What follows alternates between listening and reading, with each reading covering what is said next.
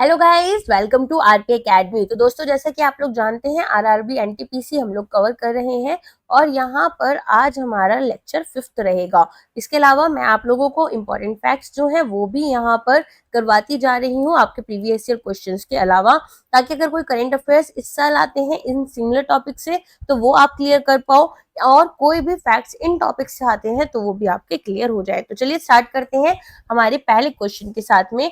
तो क्या पूछा जा रहा है? पूछा जा रहा है कि वाइसरॉय कब कौन थे जब royal commission on civil services form हुआ था 1912 में। तो 1912 में आपको पता है यहाँ पर इस्लिंगटन कमीशन जो है वो आपका आया था। इसको इस्लिंगटन कमीशन भी बोलते हैं। अब यहाँ पर इन्होंने रिकमेंड किया कि 25% इंडियंस को हम सुपीरियर पोजीशंस में ले सकते हैं। ठीक है, 25% of Indians can be hired for superior post. तो ये इन्होंने यहाँ पर डिस्कस किया। तो ये बना था आपका 1912 में, और इस टाइम पर वाइसरॉय थे लॉर्ड हार्डिंगे। ठीक है, अच्छा, अब यहाँ पर सिविल सर्विसेज से रिलेटेड कुछ इंपॉर्टेंट फैक्ट्स पढ़ लेते हैं। तो सबसे पहले अगर आपको पता होगा चार्टर एक्ट 1853 के बारे में, तो 1853 में आपके सामने आया था चार्टर एक्ट। इस चार्टर एक्ट में क्या बोला गया?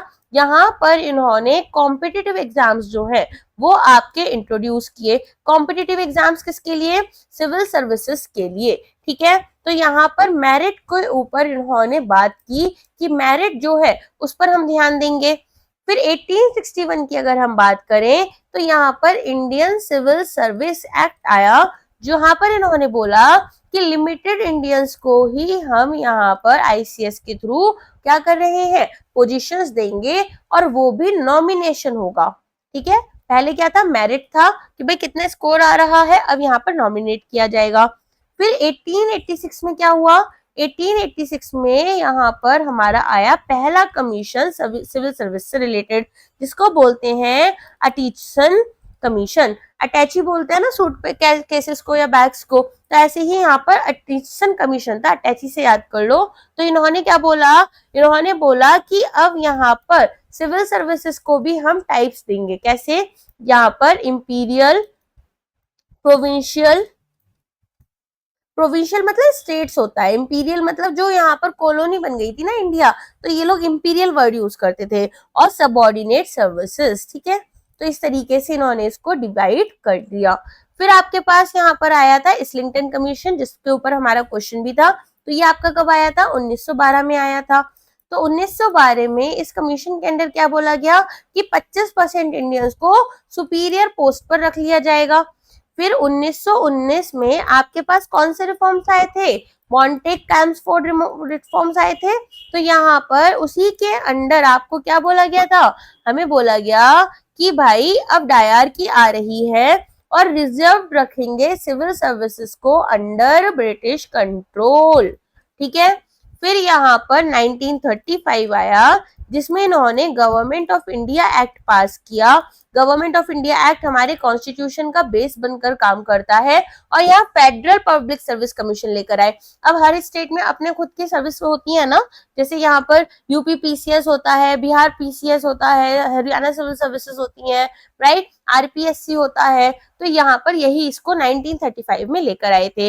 अच्छा, अगर बात करें कि भाई पहले इंडियन कौन थे जिन्होंने इंडियन सिविल सर्विसेज को ज्वाइन किया, तो वो थे सत्येंद्र नाथ टैगोर। ठीक है, सत्येंद्र नाथ टैगोर। अच्छा, इसके अलावा आरसी दत्त और सुरेंद्र नाथ बैनर्जी जो थे वो भी यहाँ पर आईसीएस ज्वाइन कर चुके थे। इसके अलावा आपको पता होगा सुभाष चंद्र बोस ने भी इंडियन सिविल सर्विसेज की एग्जाम क्लियर की थी, और यहाँ पर उन्होंने सर्विसेज कंटिन्यू नहीं की थी। ठीक है, अच्छा, अगर हम आगे बात करें कि भाई और क्या क्या इंपॉर्टेंट फैक्ट्स हमें पता होने चाहिए, तो जो हमारा पहले ये क्या था, सीसीएस होता था, सीसीएस से क्या बना आपका इंडियन सिविल सर्विस बना। तो ये बना था जैसे ही क्राउन रूल आया था। क्राउन रूल कब आया था आपका? ब्रिटिशर्स को 1857 में आपकी हुई थी म्यूटनी वगैरह, तो उसके बाद में आया था। ठीक है, और अगर हम बात करें, इसको स्टील फ्रेम बोला गया था। किसने बोला था स्टील फ्रेम? यहाँ पर लॉयड जॉर्ज ने। ठीक है, क्या बोला था इसको? स्टील फ्रेम बोला था। किसका? इंडिया का या ब्रिटिश रूल का? ब्रिटिश रूल का। ठीक है। अच्छा, 1835 में जो मकॉलेज माइन्यूट आए थे, वहां पर उन्होंने बोला था कि जो सिविल सर्विसेज के एग्जाम्स है वो इंग्लिश में कंडक्ट होने चाहिए। 1835 में क्या आया था आपका? मकॉलेज माइन्यूट्स। मिनट नहीं है ये, माइन्यूट्स मतलब छोटी छोटी डिटेल्स जो हम देते हैं इंडियन एजुकेशन पर। तो वहां इन्होंने बात की थी कि हमें जो रिक्रूटमेंट्स करने हैं वो इंग्लिश एजुकेशन के हिसाब से करने चाहिए। ऑल्सो इन्होंने बोला था कि यहाँ पर जो एग्जाम है वो आप लंदन में कराओ। लंदन में क्यों कराओ? ताकि यहाँ पर लंदन के जो लोग हैं, ठीक है, इंडियंस ज्यादा ना पहुंच पाए एग्जाम देने के लिए। तो आपको यही सारी चीजें यहाँ पर बोली गई थी। अच्छा, एक चीज और है जो यहाँ पर इन्होंने बोला था ना पहले कि नॉमिनेशन मेरिट इसके हिसाब से रखेंगे, अब कंपटीशन के हिसाब से रखेंगे, ये भी यहाँ पर सबसे इंपॉर्टेंट रिफॉर्म था और ये भी आपका मकॉलेज माइन्यूट के अकॉर्डिंग ही हो गया था। ठीक है, अब हमारे नेक्स्ट क्वेश्चन पर आते हैं जहां पर हमसे कुछ और चीजें हम लोग फैक्ट्स के साथ में पढ़ेंगे। तो आपका नेक्स्ट क्वेश्चन क्या है? बीइंग स्ट्रेट कनेक्ट्स द, ये पूछा जा रहा है। तो अलग अलग बैरिंग, सॉरी, तो बैरिंग स्ट्रेट्स आपसे पूछा गया है, अलग अलग स्ट्रेट्स हमारे लिए इंपॉर्टेंट होते हैं। तो ये आपके आर्कटिक ओशन और पैसिफिक ओशन जो है उसे कनेक्ट कर रहा है। पहले ना बैरिंग स्ट्रेट के बारे में पढ़ लेते हैं। तो ये एक नैरो पैसेज है जो कि कनेक्ट करता है आर्कटिक ओशन को बैरिंग सी के साथ में, और बैरिंग सी क्या है? पैसिफिक ओशन का हिस्सा है। तो ये रशिया और अलास्का को अलग अलग कर रहा है और बहुत इंपॉर्टेंट हो जाता है मैरीटाइम नेविगेशन के लिए। तो स्ट्रेट्स के थ्रू ना लोग यहाँ पर अपने शिप्स और ओशंस निकालते हैं और चीजें कर लेते हैं। ठीक है, चलिए अब यहाँ पर ना कुछ इंपॉर्टेंट स्ट्रेट्स को हम पढ़ लेते हैं ताकि एग्जाम में आने वाले क्वेश्चंस इंपॉर्टेंट स्ट्रेट्स रिलेटेड आप सभी सॉल्व कर पाओगे। तो चलो, एक पूरी लिस्ट है, मैं आपको बताती चली जाऊंगी। सबसे पहले आता है स्ट्रेट ऑफ गिब्राल्टर, ठीक है, गिब्राल्टर। फिर आता है हॉर्मस, मलाक्का, पाक स्ट्रेट। इसके बाद में और कौन से आते हैं? बब इल मंडिब, बॉस्पोरस, डार्डानेलिस, ठीक है, बैरिंग,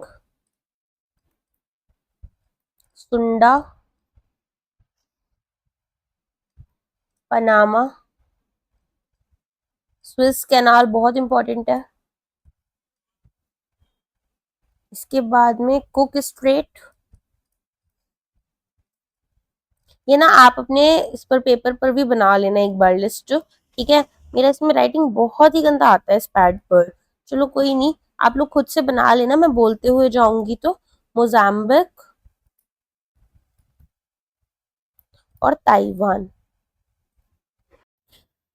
स्ट्रेट ऑफ गिब्राल्टर जो है वो आपका रहता है अटलांटिक ओशियन और मेडिटेरेनियन सी के बीच में, ठीक है। तो अटलांटिक ओशियन याद रख लेना और मेडिटेरियन सी, ठीक है।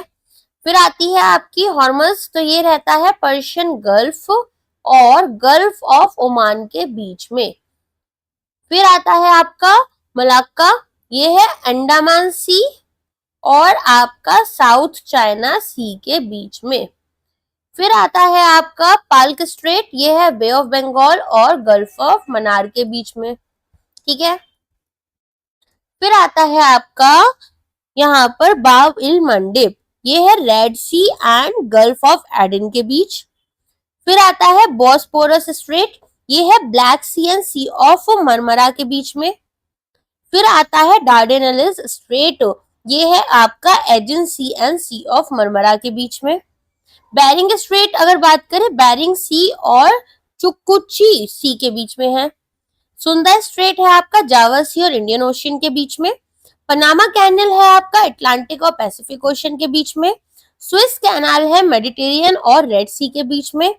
कुक स्ट्रेट आपका रहता है सामान सी और साउथ पैसिफिक ओशियन के बीच में। टॉरस स्ट्रेट आपका रहता है कोरल सी एंड अराफुरा सी के बीच में। कॉरल्स कहाँ है?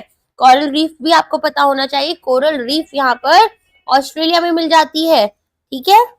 चलो इसके बाद में आते हैं आपके Baffin Bay and Atlantic Ocean, ये है आपके कनाडा और ग्रीनलैंड के पास में, ठीक है। अभी मोजाम्बिक स्ट्रेट जो है डेविस आपका है बैफिन बे और अटलांटिक के बीच में। फिर इसके बाद में यहाँ पर आपका मोजाम्बिक चैनल है, तो ये है इंडियन ओशियन में। और ताइवान स्ट्रेट जो है डेफिनेटली ईस्ट चाइना सी और साउथ चाइना सी के बीच में है, ठीक है। चलिए अब आते हैं हमारे नेक्स्ट क्वेश्चन पर। तो यहाँ पर बोल रहे हैं जो बिग बैंग थियरी थी, ठीक है, बिग बैंग थियरी से रिलेटेड यहाँ पर आपसे क्वेश्चन पूछा जा रहा है कि ये जो थियरी थी ये किसने प्रपाउंड की थी। तो ये प्रपाउंड की गई थी जॉर्ज लीमाइटर के द्वारा, ठीक है। तो ये एक बेल्जियन प्रिस्ट थे, मतलब बेल्जियम से थे, और यहाँ पर और एस्ट्रोनॉमर जॉर्ज लीमैटर, ठीक है। तो अगर हम बात करें यहाँ पर, इन्होंने क्या बोला था, इन्होंने बोला था कि जो पूरा का पूरा यूनिवर्स है वो एक यहाँ पर प्राइमेवल एटम से बना हुआ है, ठीक है। और यहाँ पर इन्होंने बिग बैंग थ्योरी की शुरुआत की थी। अगर हम बात करें सबसे पहले बिग बैंग थ्योरी की, तो यहाँ पर सबसे पहले से जॉर्ज लीमैटर ने शुरू किया था, डेवलप इसको किया था George गैमो, Robert Dick and others ने। अगर बात की जाए नेम यहाँ पर किसने कॉइन किया था, तो ये था आपका फ्रेड हॉयल, फ्रेड हॉयल, ठीक है।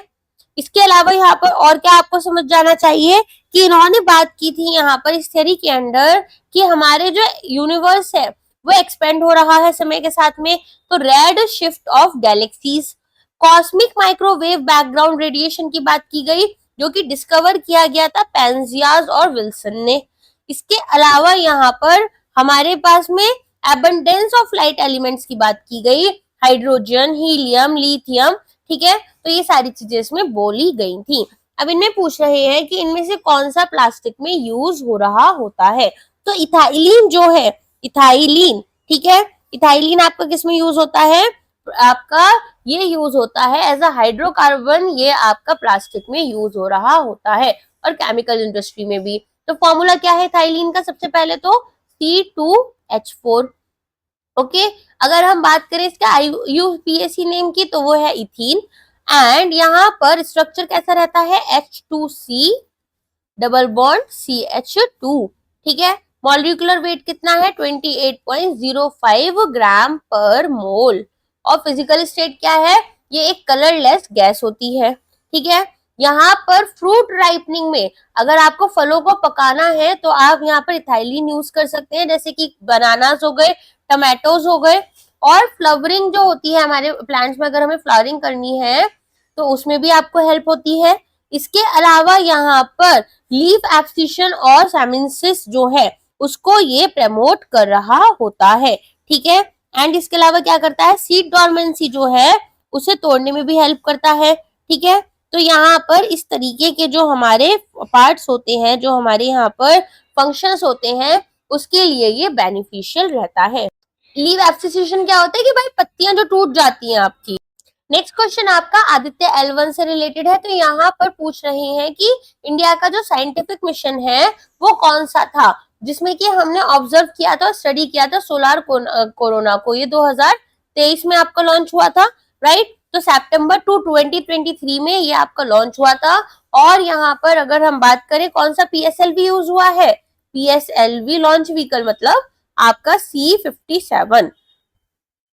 इसके अलावा सतीश धवन स्पेस सेंटर पर ये आपका चलता है, सतीश धवन स्पेस सेंटर श्रीहरिकोटा।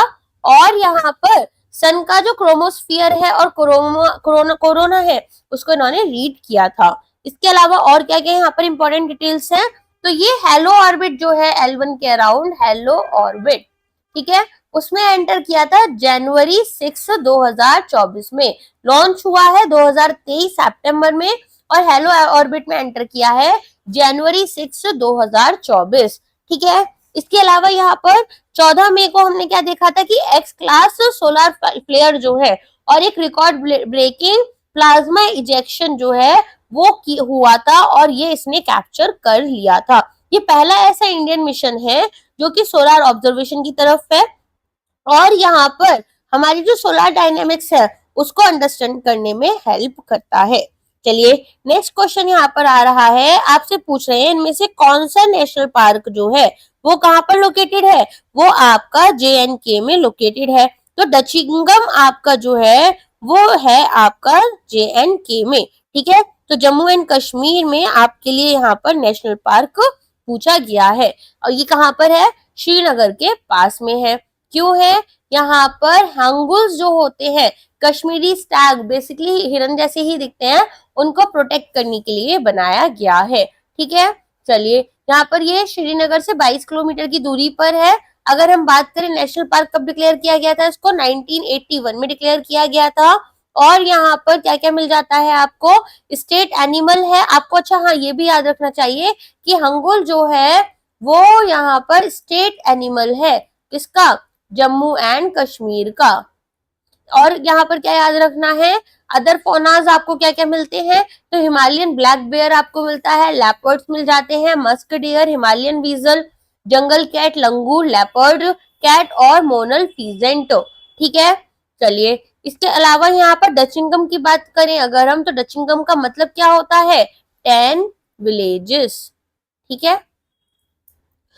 और इसके अलावा हम क्या देख सकते हैं कि अदर नेशनल पार्क्स के बारे में पढ़ सकते हैं, तो वो देख लेते हैं एक बारी।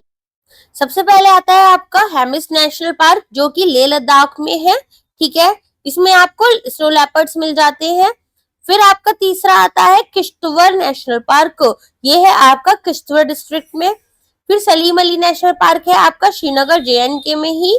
इसके अलावा यहाँ पर अगर हम बात करें सलीम अली नेशनल पार्क की, तो ये एक हाई सिक्योरिटी जोन बन चुका है सिंगापुर एयरपोर्ट का भी, और यहाँ पर आपको माइग्रेटरी बर्ड्स देखने के लिए मिल जाते हैं, ठीक है। चलिए, यहाँ पर आपसे पूछा गया नेक्स्ट क्वेश्चन में, विश्व द्वैता पॉलिसी फिलोसफी जो है वो यहाँ पर उसके फाउंडर कौन थे, तो वो थे श्री रामानुजाचार्य, ठीक है। कब आई थी, 11th सेंचुरी में आई थी, जैसा कि आप देख सकते हैं। और ये एक नॉन डुअलिस्टिक स्कॉलर थे वेदांता के, ठीक है, जहां पर इन्होंने बात की कि इंडिविजुअल सोल जो है और जो भगवान है वो यहाँ पर मिले हुए हैं, अलग अलग दो नहीं होते हैं। और मेन स्क्रिप्चर्स की अगर हम बात करें यहाँ पर, तो ये भी आपको पता होने चाहिए, श्री भाष्य, फिर यहाँ पर वेदार्थ संग्रह और गीता भाष्यन, ये सभी आपके इसमें मेन स्क्रिप्चर्स में आते हैं। कोर कॉन्सेप्ट जैसा कि आप देख ही चुके हैं, यहाँ पर नॉन डुअलिज्म की बात होती है कि भगवान और इंसान एक ही है, आपका जो सोल है उसी में आपके भगवान है, आत्मा में ही, ठीक है। और यहाँ पर 3 फंडामेंटल रियलिटीज की बात की गई है, ब्राह्मण, जीव और जगत की, ठीक है। ब्राह्मण मतलब भगवान के लिए बोला गया है, लॉर्ड विष्णु या नारायणा। और यहाँ पर जीव जो है इंडिविजुअल सोल्स को बोला गया है, आत्मा को बोला गया है। और जगत जो है वो आपका यहाँ पर यूनिवर्स को बोला गया है, ठीक है।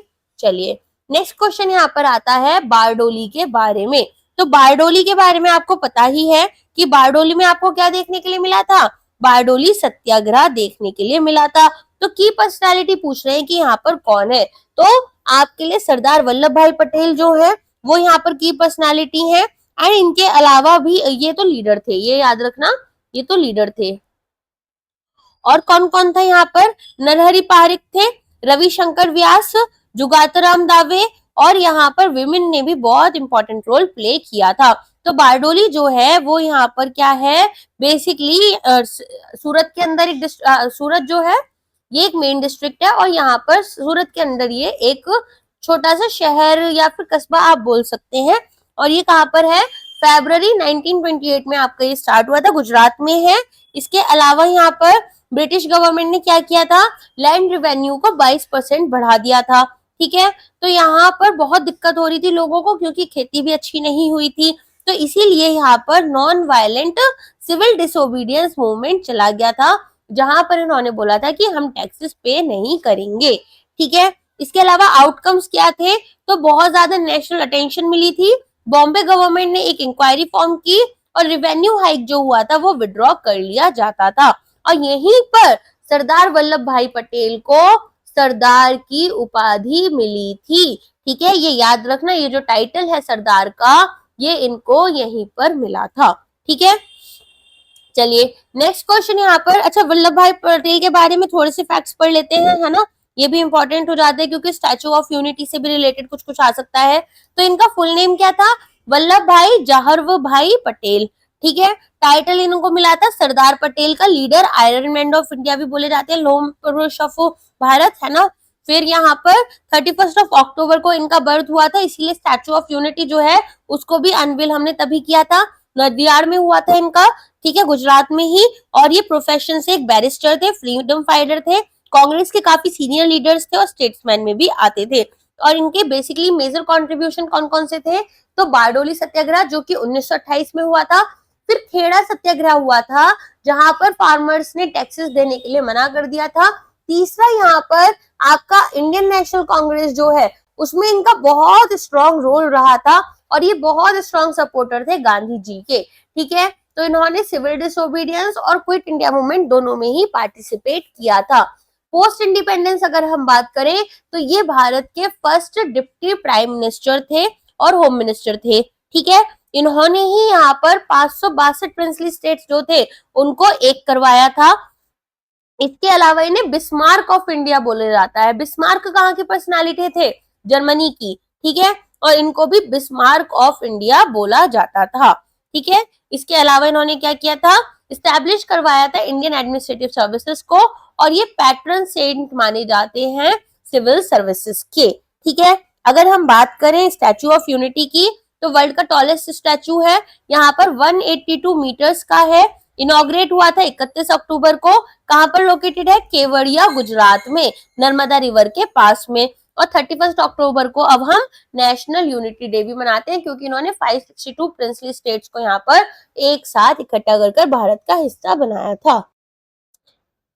इनमें से कौन सा एक एंशिएंट बुद्धिस्ट टेक्स्ट था ये हमें बताना है।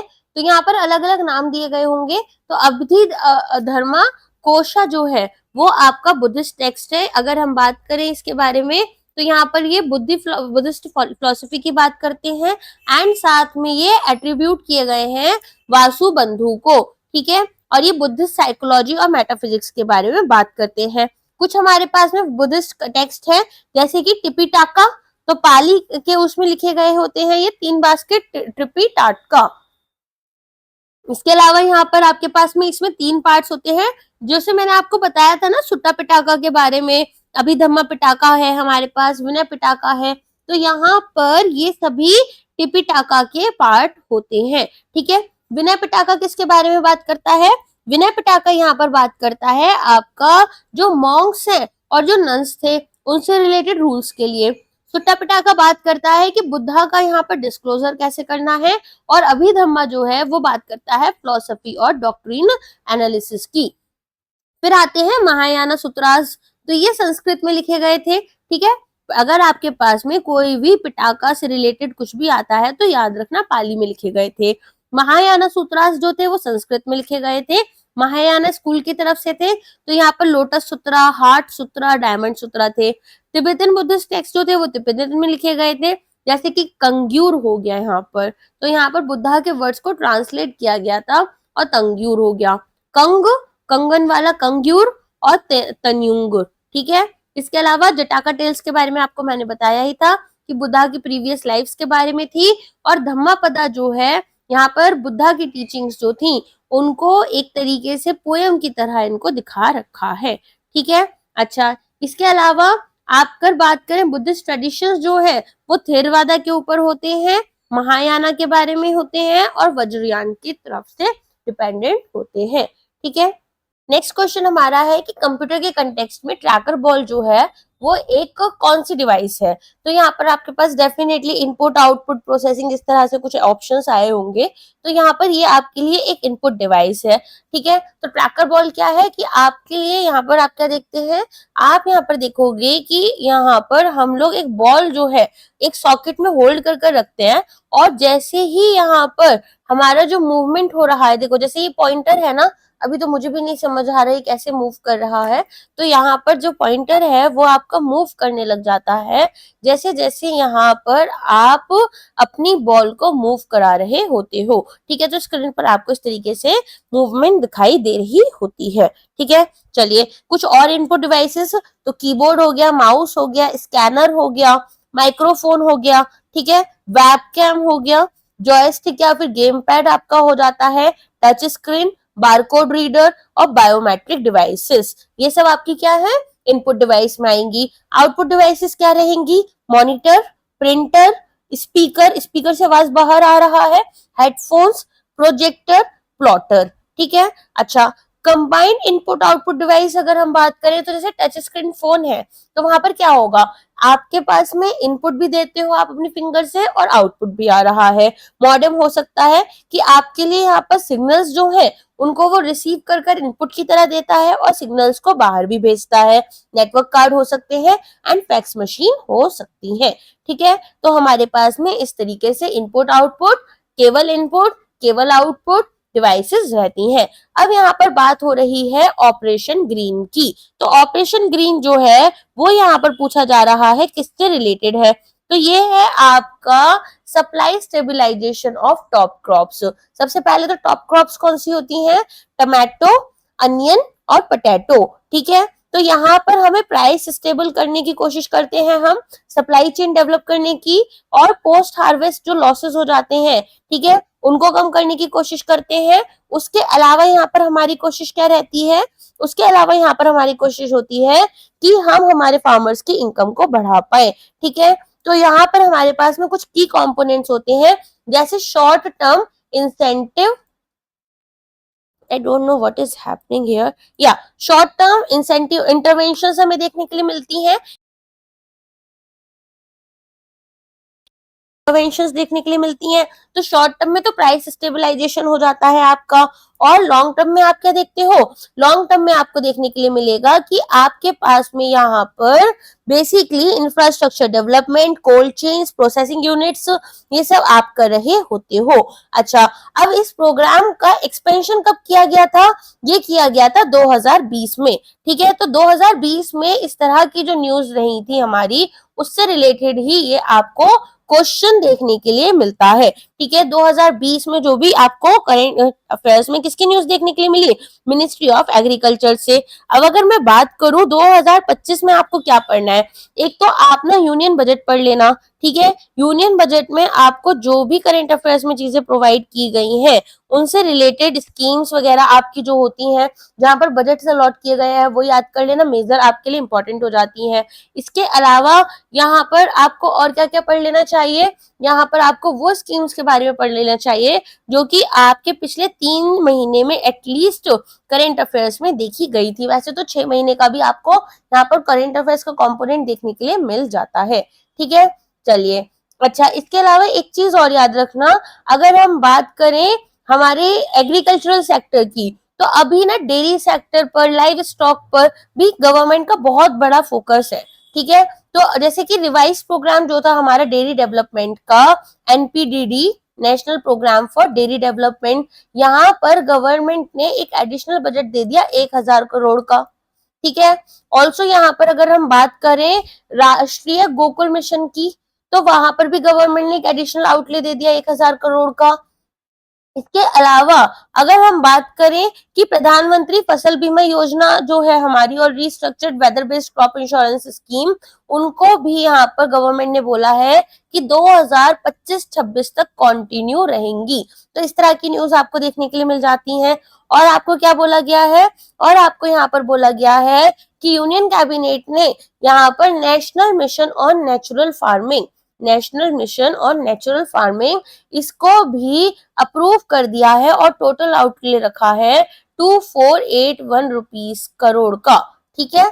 चलो, इसके अलावा अगर हम बात करें सेंट्रली स्पॉन्सर्ड स्कीम्स जो हमारी मिनिस्ट्री ऑफ एग्रीकल्चर के अंडर आती हैं, जैसे कि प्रधानमंत्री राष्ट्रीय कृषि विकास योजना और कृषि उन्नति योजना, तो यहाँ पर इनको भी अप्रूव कर दिया गया है। इसके अलावा मिशन जो है national mission on edible oils, उसके लिए गवर्नमेंट ने 10,103 करोड़ रुपए क्या किए हैं, एक बजट आउटले में प्रोवाइड किए हैं। तो यहाँ पर इस तरह की इंपॉर्टेंट इंफॉर्मेशन आपको पता होनी चाहिए, ओके। तो अगर हम बात करें एनपीडीडी की, जैसे मैंने बताया 1000 करोड़ रुपए आपको दिए, तो यहाँ पर पहले 1790 थे, तो अब टोटल हो गए 7090 रुपए, 790 करोड़ रुपए, ठीक है। की ऑब्जेक्टिव्स क्या है इनके, कि मिल्क प्रोक्योर करो, आप यहाँ पर कैपेसिटी को बढ़ाओ, क्वालिटी कंट्रोल करो, कंपोनेंट्स की अगर हम बात करें तो आपका कंपोनेंट ए किसके ऊपर है कि आप डेयरी इंफ्रास्ट्रक्चर को इम्प्रूव कर दो। कंपोनेंट बी किसके ऊपर है कि आप यहाँ पर कॉपरेटिव्स लेकर आओ, जैसे अमूल एक कॉपरेटिव है, ठीक है, तो यहाँ पर अलग अलग कॉपरेटिव्स को आप इंटरनेशनल एजेंसीज के साथ में कोलैबोरेशन करा रहे हो। किसके साथ करा रहे हैं? जापान इंटरनेशनल एजेंसी के साथ में, ठीक है। यहाँ पर जो हमारी डेयरी थ्रू कॉपरेटिव्स है, इनकी पार्टनरशिप कराई जा रही है, ठीक है। तो यहाँ इनका मानना है कि 10,000 नए डेयरी कोऑपरेटिव सोसाइटीज हम बना लेंगे, जिससे 3.2 लाख रुपीस का यहाँ 3.2 लाख एम्प्लॉयमेंट हमें यहाँ पर जनरेट हो जाएगा और 70% वीमेन को ये क्या करेंगी? बेनिफिट करेंगी, ठीक है। अच्छा, फिफ्थ फाइनेंस कमीशन के अकॉर्डिंग 2021-22 से 2025-26 तक आपकी राष्ट्रीय गोकुल मिशन चलना था, ठीक है। अब यहाँ पर इसको भी इन्होंने बोला है कि हम और भी ज्यादा इसको बेसिकली आगे लेकर जाएंगे और इसके लिए 1,000 करोड़ रुपए बढ़ा दिए गए, ठीक है। इसमें हम और क्या देख रहे हैं? यहाँ पर हम देख रहे हैं कि ए वन टाइम असिस्टेंस हम प्रोवाइड करेंगे जो हमारी कैपिटल कॉस्ट है उसके 35%, ताकि हम यहाँ पर 30 नई हाउसिंग फैसिलिटीज प्रोवाइड कर पाए 15,000 हाइफर्स के लिए, ठीक है। चलो, एक गवर्नमेंट स्कीम्स के लिए ना अलग से ही कंपोनेंट ले आऊंगी जिसमें सारी गवर्नमेंट स्कीम्स कवर करा दूंगी, तो आपको आसान हो जाएगा। अब यहाँ पर बोल रहे हैं 2022 के जो कॉमनवेल्थ गेम्स थे वो कहाँ पर हुए थे, तो मैंने आपको कॉमनवेल्थ गेम्स से रिलेटेड भी सारा बताया था कि अभी फ्यूचर वाले कब होने वाले हैं और यहाँ पर ये कब रहते हैं। तो 2026 वाले कॉमनवेल्थ गेम्स के बारे में बताओ, कौन सा डेट बताया था मैंने आपको? देखो, ये वाले जो हुए थे 2022 वाले, ये हुए थे बर्मिंघम में, तो ये इन्होंने होस्ट किए थे इंग्लैंड में। बर्मिंघम पैलेस जो है इनका, ठीक है, बर्मिंघम जो है यहाँ पर लंदन के थोड़ा सा आगे जाकर ना इनका पैलेस भी रहता है। अब 2026 वाला कहाँ हो रहा है? ये हो रहा है ग्लासगो स्कॉटलैंड में, ठीक है। याद रखना कब होगा ये? 2026 में होगा। तो जुलाई 3 से लेकर अगस्त 2026 तक, आप 2026 याद रखो कि भाई 2026 तक ये आपका होगा। अब ये पूछ रहे हैं लॉर्ड महावीर जो थे, ठीक है, यहाँ पर उनसे रिलेटेड आपसे पूछा गया है कि उनका असली नेम जो था वो क्या था। तो आपको पता ही होगा यहाँ पर उनका असली नेम क्या था। वर्धन जो था उनका असली नेम था, वर्धमान, ठीक है, सॉरी वर्धमान है, आई एम सॉरी, वर्धमान। तो यहाँ पर वर्धमान महावीरा इनका नाम था और ये 24वें तीर्थकारा थे जैनिज्म के, ठीक है। अगर हम बात करें, यहाँ पर कोई भी एक इंडिविजुअल ने इसको फाउंड नहीं किया था, लेकिन हम जो फाउंडर मानकर चलते हैं वो इन्हीं को मानकर चलते हैं। कौन से पीरियड की बात थी ये? 6th सेंचुरी BCE की, ठीक है, और ये बुद्धा के कंटेम्पररी भी माने जाते हैं। इसके अलावा अगर हम बात करें यहाँ पर तीर्थकारास की, तो 24 तीर्थकारास थे। ये कौन होते हैं? जिनका एनलाइटमेंट हो चुका है।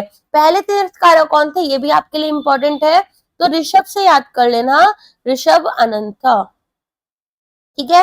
और 23rd कौन थे? पार्श्वनाथ थे। पार्श्वनाथ के ऊपर अभी बीच में थोड़ा सा आप 1-2 साल पहले देखोगे ना तो कुछ कुछ झगड़े भी चल रहे थे, जो इनका टेम्पल है, ठीक। फिर यहाँ पर आपको बताया जाए कि भाई वर्धमान जो थे उनका प्लेस ऑफ बर्थ कौन सा था, तो इनका प्लेस ऑफ बर्थ था कुंडाग्राम, कुंडाग्राम, ठीक है। और यहाँ पर बिहार में है ये, ठीक है। अगर इनकी बात करी जाए कि भाई डेथ कहाँ हुई थी, तो डेथ हुई थी इनकी पावापुरी में, ठीक है। और इन्होंने केवालिया जो है एब्सोल्यूट नॉलेज, अपना एनलाइटमेंट जो है वो 42 साल की उम्र में अटेन कर लिया था और यहाँ पर 30 साल के लिए प्रीचिंग की थी उन्होंने। मेन टीचिंग्स की अगर हम बात करें तो अहिंसा, सत्य, इसके अलावा नॉन स्टीलिंग जिसे असत्य भी बोलते हैं, असत्य, ठीक है। और यहाँ पर ब्रह्मचार्य, सेलिबसी और अपारिग्रह की यानी कि नॉन पोजेशन, अपारिग्रह, ये इनकी 5 वोज है, ठीक है। अगर स्क्रिप्चर्स की बात करें तो इनके स्क्रिप्चर्स को हम बोलते हैं अगामाज, और ये कौन सी लैंग्वेज में है? अर्धमगढ़ी प्राकृत लैंग्वेज में है। प्राकृत लैंग्वेज से याद कर लेना, बुद्धा था पाली में और जैनिज्म मिल जाता है प्राकृत में, ठीक। इसके अलावा और क्या याद रखना है आपको, जैन कैनन्स जो थे वो वल्लभी के कोड में जो है क्या कोडिफाई की गए थे। और यहाँ पर इनका बोलना है कि जैनिज्म जो है वो नॉन थिस्टिक है, कर्म और रीइंकार्नेशन जो है उनकी बात करता है, मोक्ष की बात करता है, और यहाँ पर राइट फेथ, राइट नॉलेज और राइट कंडक्ट से आप मोक्ष को अटेन कर सकते हो। अब जैन में आपके पास में दो सेक्ट्स होते हैं, एक होते हैं दिगंबर, एक होते हैं श्वेतांबर। दिगंबर जो होते हैं वो कपड़े नहीं पहनते हैं, ठीक है, अनक्लोथ रहते हैं। और विमेन जो है वो यहाँ पर इनके अकॉर्डिंग लिबरेशन डायरेक्टली नहीं ले सकते।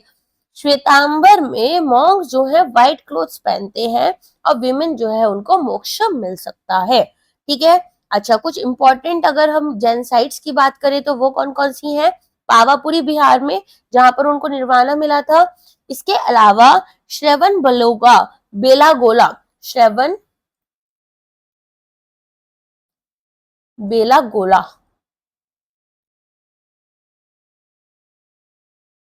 ये यहाँ पर क्या है, ये यहाँ पर कर्नाटका में इन बाहुबली का एक स्टैचू है, ठीक है। माउंट आबू में दिलवाड़ा टेम्पल्स है, माउंट आबू दिलवाड़ा टेम्पल्स कहाँ पर है, सिंपल ये भी क्वेश्चन आ जाता है, तो माउंट आबू में है। और पलिताना जैन टेम्पल है गुजरात में, ठीक है। चलिए, अच्छा मेन सिंबल्स क्या है, जैन प्रतीक चिन्ह होते हैं यहाँ पर, तो स्वास्तिक, हाथ और व्हील, ये सब चीजें होती हैं। अगर हाथ में यहाँ पर एक व्हील है तो अहिंसा की बात होती है, और स्वास्तिक जो है वो 4 स्टेट्स की बात करता है एग्जिस्टेंस के, हेवनली बींग्स की, ह्यूमन बींग्स की, एनिमल्स की और हेलिश की, ठीक है। पहली काउंसिल जो है यहाँ पर वो हुई थी पाटलिपुत्र में 3rd सेंचुरी बीसीई में, स्तुलभद्र, ठीक है, स्तुलभद्र ने इसको प्रिसाइड किया था। और कंट्रीब्यूशन जो है यहाँ पर क्या था कि ओरल टीचिंग्स को बताया गया था, उन्हें कंपाइल करा गया था। दूसरी हुई थी वल्लभी में गुजरात में 5th और 6th सेंचुरी में, तो यहाँ पर ये की गई थी देवर्धि गानी के थ्रू, तो देवर्धि गानी क्षमा श्रमन, ठीक है। और यहाँ पर फाइनल इन्होंने रिडेक्शन किया था जो भी हमारे जैन अगामास थे। जैन अगामास क्या थे, यहाँ पर जैन्स के टेक्स्ट है, ठीक है, आगे समझ में। तो यहाँ पर इस तरीके से हमारे पास में कुछ इंपॉर्टेंट इंफॉर्मेशन थी। बुद्धिज्म में आपके पास 8 फोल्ड पाथ होता है, और जैनिज्म में हम अहिंसा की बात करते हैं। जैनिज्म में प्राकृत लैंग्वेज होती है, बुद्धिज्म में पाली लैंग्वेज होती है, ठीक है। चलिए नेक्स्ट क्वेश्चन पर आते हैं। अब यहाँ पर पूछ रहे हैं इंडिया के न्यूक्लियर रिएक्टर के बारे में। तो इंडिया में पहला न्यूक्लियर रिएक्टर कौन सा था, वो आपसे पूछा जा रहा है। तो जो न्यूक्लियर रिएक्टर इंडिया में पहली बार बना था वो था अप्सरा, ठीक है। अच्छा, न्यूक्लियर से रिलेटेड अगर हम बात करें तो इसका बेसिक प्रिंसिपल क्या होता है न्यूक्लियर रिएक्टर का, न्यूक्लियर फिजन, फिजन मतलब दो पार्ट्स में टूट जाना। तो यहाँ पर एटम्स जब टूट रहे होते हैं, जैसे यूरेनियम 235 या प्लूटोनियम 239, तो आपको एक लार्ज अमाउंट में एनर्जी जो है वो रिलीज होती हुई दिखती है, ठीक है, जिसको आप फ्यूल रॉड्स में, moderators, control rods, coolant, pressure vehicle, containment, steam generator और टरबाइन एंड जनरेटर में यूज करते हो, ठीक है। अब न्यूक्लियर रिएक्टर्स के हमारे पास अलग अलग तरह के टाइप्स होते हैं। सबसे पहले अगर मैं बात करूं यहाँ पर कौन कौन से होते हैं, वो एक बार वर्ड में जल्दी जल्दी बता देती हूँ। सबसे पहले होता है प्रेशराइज्ड वाटर रिएक्टर, ठीक है, प्रेशराइज्ड वाटर रिएक्टर। फिर आता है बॉइलिंग वाटर रिएक्टर, फिर आता है प्रेशराइज्ड हैवी वाटर रिएक्टर, फिर आता है फास्ट ब्रीडर रिएक्टर, और आता है एडवांस्ड हैवी वाटर रिएक्टर, ठीक है। न्यूक्लियर पावर की इंडिया में अगर हम बात करें तो nuclear power corporation of India limited के थ्रू होता है, एटॉमिक एनर्जी कमीशन इसे देखता है। इंडिया में 22 ऑपरेशनल न्यूक्लियर रिएक्टर हैं 2025 तक। इसके अलावा यहाँ पर अगर हम बात करें 3 स्टेज न्यूक्लियर प्रोग्राम है जिसको हम यूज करते हैं, और होमी भाभा ने ये स्टार्ट किया था, ठीक है।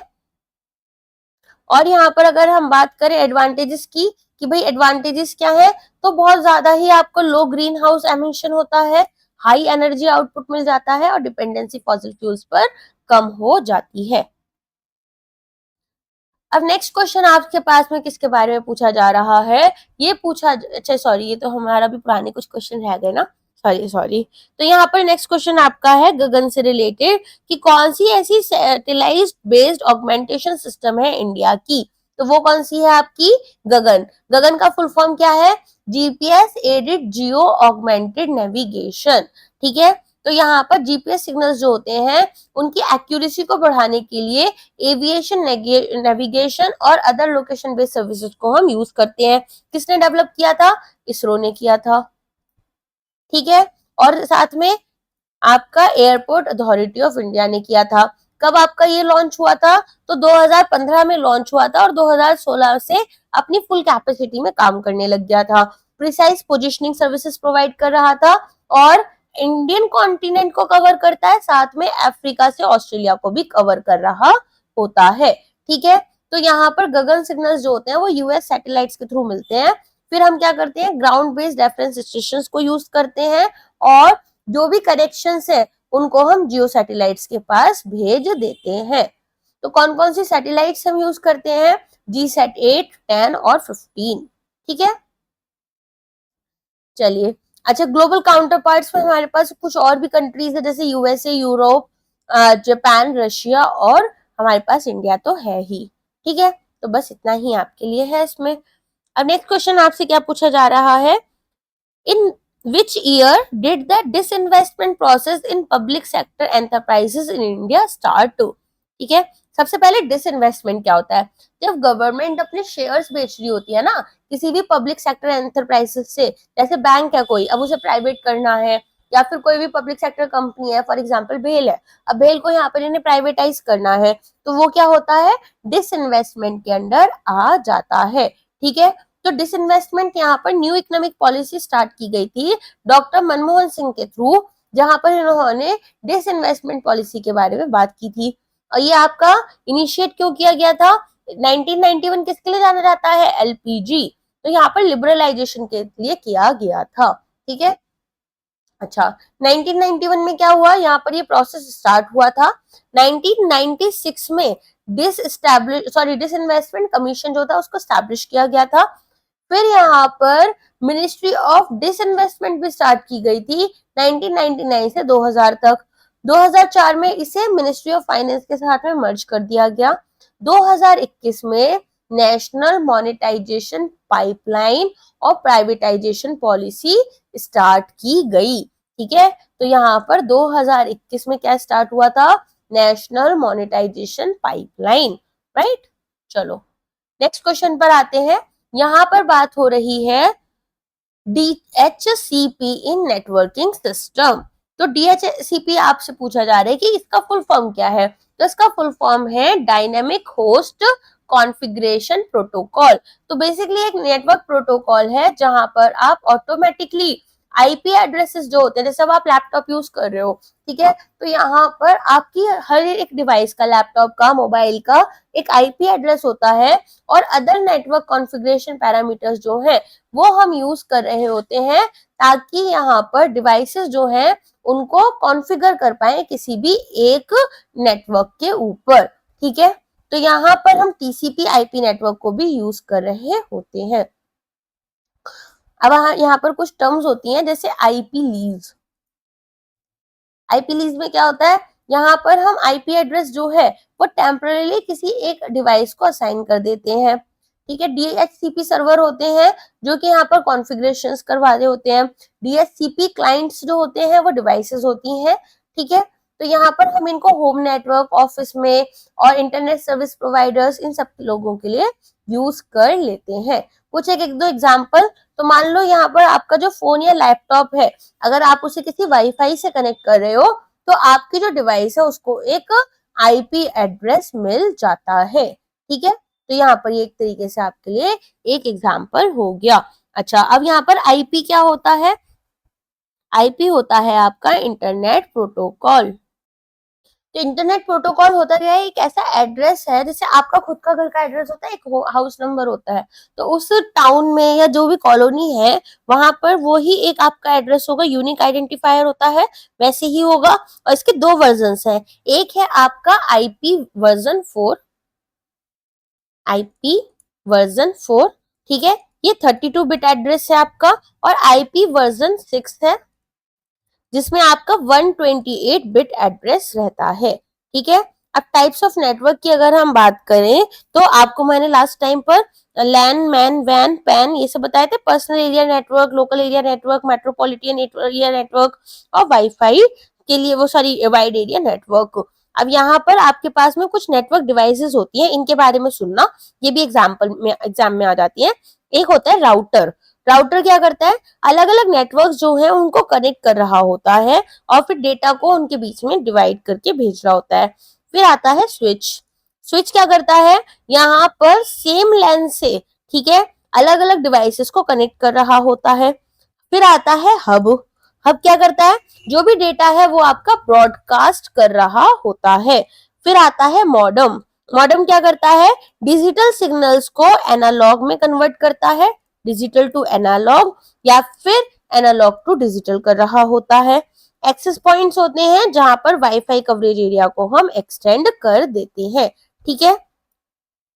अब कुछ कॉमन नेटवर्किंग प्रोटोकॉल्स होते हैं हमारे पास, जैसे टीसीपी/आईपी हो गया जो कि कोर इंटरनेट प्रोटोकॉल सूट होता है। एचटीटीपी होता है जो यहाँ पर हमारा हाइपरटेक्स्ट ट्रांसफर प्रोटोकॉल रहता है वेब ब्राउजिंग के लिए। एफटीपी होता है फाइल ट्रांसफर। एसएमटीपी आपका होता है ईमेल प्रोटोकॉल। डीएनएस होता है आपका domain name to IP address convert करने के लिए। फिर आता है डीएचसीपी जो हमने लास्ट उसमें पढ़ा था, ये आपका असाइन करता है आईपी एड्रेस ऑटोमेटिकली। इसके अलावा यहाँ पर आपके पास होता है ARP जो कि आईपी को मैक एड्रेस में रिजॉल्व कर रहा होता है, ठीक है। फायरवॉल क्या होता है, फायरवॉल यहाँ पर एक सिक्योरिटी सिस्टम होता है जो कि आपके जो भी इनपुट और आउटपुट नेटवर्क सिग्नल्स होते हैं, ट्रैफिक होता है, उसको यहाँ पर मॉनिटर या कंट्रोल कर रहा होता है, ठीक है। अच्छा, एक होता है हमारे पास में OSI मॉडल। तो OSI मॉडल में हमारे पास 7 लेयर्स होती हैं। पहली होती है फिजिकल लेयर, जैसे कि केबल हो गया, स्विच हो गया, इलेक्ट्रिक सिग्नल हो गए। फिर रहता है डेटा लिंक जहां पर हमारी मैक एड्रेसिंग होती है। फिर होता है नेटवर्क जहां पर हम आईपी एड्रेस प्रोवाइड करते हैं। फिर होता है ट्रांसपोर्ट जहां पर हम टीसीपी यूडीपी करते हैं। सेशन जहां पर हम कम्युनिकेशन सेशंस को मैनेज करते हैं। प्रेजेंटेशन जहां हम डेटा एनक्रिप्शन डिक्रिप्शन कराते हैं। और एप्लीकेशन जहां हम ब्राउजर्स यूज कर रहे होते हैं। अब नेक्स्ट क्वेश्चन आपके पास यहाँ पर टेक्स्ट से रिलेटेड है। Then the question is who wrote the great literary work Mrichchhakatika, ठीक है, मृच्छकटिका। तो यहाँ पर ये लिखी गई है शुद्राका के थ्रू। तो मृच्छकटिका का मतलब क्या होता है, मृच्छकटिका का मतलब है लिटिल क्ले कार्ट। तो ये एक यहाँ पर संस्कृत प्ले था जिसको किंग शुद्रका ने लिखा था। और क्यों लिखा था, यहाँ पर बहुत रिच कैरेक्टर्स को दिखाया गया था और लव, पॉलिटिकल इंट्रूज और सोशल इश्यूज की बात की गई थी, ठीक है। नेक्स्ट उस पर आते हैं यहाँ पर। तो नेक्स्ट क्वेश्चन आपका क्या है, नेक्स्ट ओके वाला क्वेश्चन मिस हो गया था। 1 किलोबाइट आपसे पूछा गया है कि यहाँ पर 1 kilobyte is equal to how many bytes. तो 1 किलोबाइट आपका कितने बाइट्स के बराबर होता है, 1 किलोबाइट आपका रहता है यहाँ पर 1024 बाइट्स के बराबर, ठीक है। तो यहाँ पर हमारे पास में बाइनरी बेस यूज हो रहा होता है कंप्यूटिंग के लिए, ठीक है। इसके अलावा और हमें क्या क्या पता होना चाहिए, यहाँ पर 1 MB जो होता है वो क्या होता है 1024, देखो 1 KB आपका होता है 1024 बाइट्स के बराबर। 1 MB होता है 1024 KB के बराबर। एक आपका यहाँ पर गीगाबाइट जो होगा वो कितना होता है 1024 MB के बराबर। और एक टेराबाइट जो है वो आपका हो जाता है 1024 गीगाबाइट के बराबर, ठीक है। चलिए नेक्स्ट क्वेश्चन क्या है, यहाँ पर पूछ रहे हैं कि इनमें से कौन सा सेंट्रल स्टेट रिलेशंस के बीच से रिलेटेड नहीं है। तो यहाँ पर आपको कोठारी कमीशन जो है, ठीक है, 1964-66 में उसके बारे में बोला गया है कि भाई ये जो कमीशन है ये आपका सेंट्रल स्टेट से रिलेटेड नहीं है। तो हम क्या देखेंगे, हम देख रहे हैं कि ये आपका एजुकेशनल रिफॉर्म से रिलेटेड है, ना कि सेंट्रल स्टेट से रिलेटेड। सेंट्रल स्टेट से रिलेटेड कौन से हैं आपके, सरकारिया और पुंछी कमीशन, ठीक है।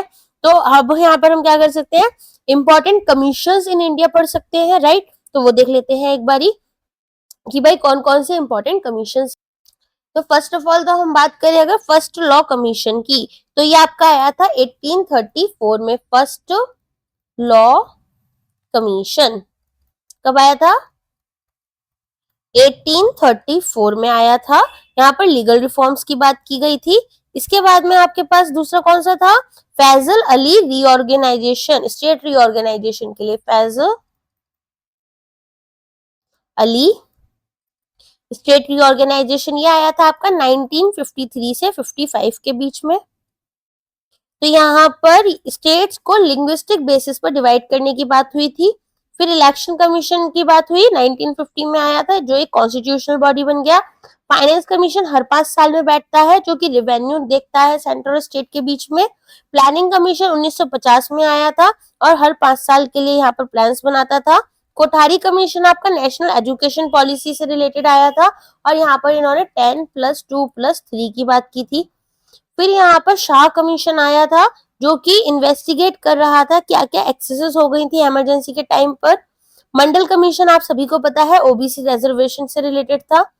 साचार कमीशन 2005 में सोशो इकोनॉमिक स्टेटस देखा गया इंडियन मुस्लिम्स का। जस्टिस वर्मा कमेटी बहुत इंपॉर्टेंट है, ये निर्भया केस के बाद में बिठाई गई थी, जहां पर क्राइम अगेंस्ट वीमेन के लिए क्रिमिनल लॉ को सजेस्ट किया गया था, justice Verma committee. Punchhi commission आपका 2007 में आया था, जो सेंटर स्टेट रिलेशन से रिलेटेड था। सरकारिया आपका आया था 1983-88 में, वो भी अगेंस्ट सेंटर स्टेट रिलेशन से रिलेटेड था। नेशनल कमीशन फॉर वीमेन आपका बैठा था 1992 में, आपको यहाँ पर एक बॉडी बन चुकी है। तो विमेन्स राइट के बारे में बात करते हैं। नेशनल कमीशन फॉर SC/ST 1978 में एसटी के लिए स्टार्ट हुआ और एसटी के लिए 1992 में, ठीक है। माइनॉरिटीज के लिए भी नेशनल कमीशन है, जो कि बना था 1992 में। ह्यूमन राइट्स नेशनल कमीशन जो है 1993 में स्टार्ट हुआ था। केलकर कमेटी आपकी स्टार्ट हुई थी 2002 में, फिस्कल रिफॉर्म से रिलेटेड। फिस्कल मतलब जो हमारा गवर्नमेंट का खर्चा और इनकम है ना, उसको देखता है। वोहरा कमेटी 1993 में पॉलिटिशियन क्रिमिनल नेक्सस के लिए बनी थी, ठीक है। चलिए, एजुकेशन कमीशन से रिलेटेड कौन कौन से कमीशन है? कोठारी, राधाकृष्णन और मोड्यूलायर, ठीक है। तो कोठारी आया था आपका 64-66 में, राधाकृष्णन आया था 1948 में और 1952-53 में आपका क्या आया था? मोडालियार, ठीक है। एडमिनिस्ट्रेटिव रिफॉर्म्स के लिए सरकारिया और पुंछी कमीशन आए थे। सोशल जस्टिस के लिए आपके मंडल, साचार और नेशनल SC/ST ओबीसी कमीशन आए थे, ठीक है। चलो, नेक्स्ट क्वेश्चन है, largest producer of gold in India. तो लार्जेस्ट प्रोड्यूसर कौन है आप सभी को पता होगा, अगर आप यहाँ पर मूवीज देखते हैं तो भी आपको पता चल चुका होगा। कर्नाटका जो है वो यहाँ पर लीडिंग गोल्ड प्रोड्यूसिंग स्टेट है। Kolar gold fields, KGF movie थी ना, वही कोलार गोल्ड फील्ड्स और हुट्टी गोल्ड माइंस, ठीक है। ये यहाँ पर सबसे पुराने और सबसे प्रोडक्टिव गोल्ड माइंस है, ठीक है। तो यहाँ पर कोलार गोल्ड फील्ड्स के बारे में आपको पता होना चाहिए। आंध्र प्रदेश में कौन सी है? रामागिरी, अनंतपुर डिस्ट्रिक्ट में, झारखंड में है सिंहभूम डिस्ट्रिक्ट में और केरला में है pleasure deposits in river beds, ठीक है। चलिए, लीडिंग प्रोड्यूसर में आपको पता ही चल गया, हुट्टी और KGF है। इंडिया का गोल्ड सिनेरियो की बात करें तो हमारे पास लेस देन 1% गोल्ड आउटपुट है, अगर हम कंपेयर करें दूसरे देशों से। तो यहाँ पर इंडिया कहाँ कहाँ से गोल्ड को इंपोर्ट करता है? स्विट्जरलैंड से, UAE से, साउथ अफ्रीका से, घना से और USA से, ठीक है। नेक्स्ट क्वेश्चन यहाँ पर किसके बारे में है? Invertebrates do not include. तो इनवर्टिब्रेट्स में आपके पास में क्या नहीं आते हैं, ये पूछा गया है। इनवर्टिब्रेट्स कौन होते हैं? जिन एनिमल्स के पास बैकबोन नहीं है। आप कौन हो? वर्टिब्रेट हो। तो रेप्टाइल्स जो होते हैं, जैसे चूहे हो गए, खरगोश हो गया, है ना, तो इनके पास तो क्या होता है? वेरिटेबल कॉलम होता है, यहाँ पर स्पाइन होती है, राइट। तो इनको हम वर्टिब्रेट्स बोल रहे होते हैं, ठीक है। तो कुछ इनवर्टिब्रेट्स जो हैं उनके एग्जाम्पल्स हम यहाँ पर देख सकते हैं, जैसे कि ऑर्थोपोड्स हो गए, इंसेक्ट्स वगैरह जो होते हैं, आर्थ्रोपॉड्स। मोलस्क्स हो गए, एनालिड्स हो गए, ये मेरे को सबसे कम पसंद था बचपन में टॉपिक। स्नाइडेरियंस हो गए, इकिनोडर्म्स हो गए, और पॉरीफेरॉन्स हो गए। ठीक है, तो बेसिकली अगर हम बात करें, वर्टिब्रेट्स के पास एक बैकबोन होती है, इनवर्टिब्रेट्स के पास नहीं होती है। ह्यूमन, फिश, बर्ड, फ्रॉग्स, ये सब क्या होते हैं? वर्टिब्रेट्स होते हैं। और इनवर्टिब्रेट्स जो हैं वो आपके इंसेक्ट्स, जेलीफिश और वॉर्म्स होते हैं। So next question is about साथी।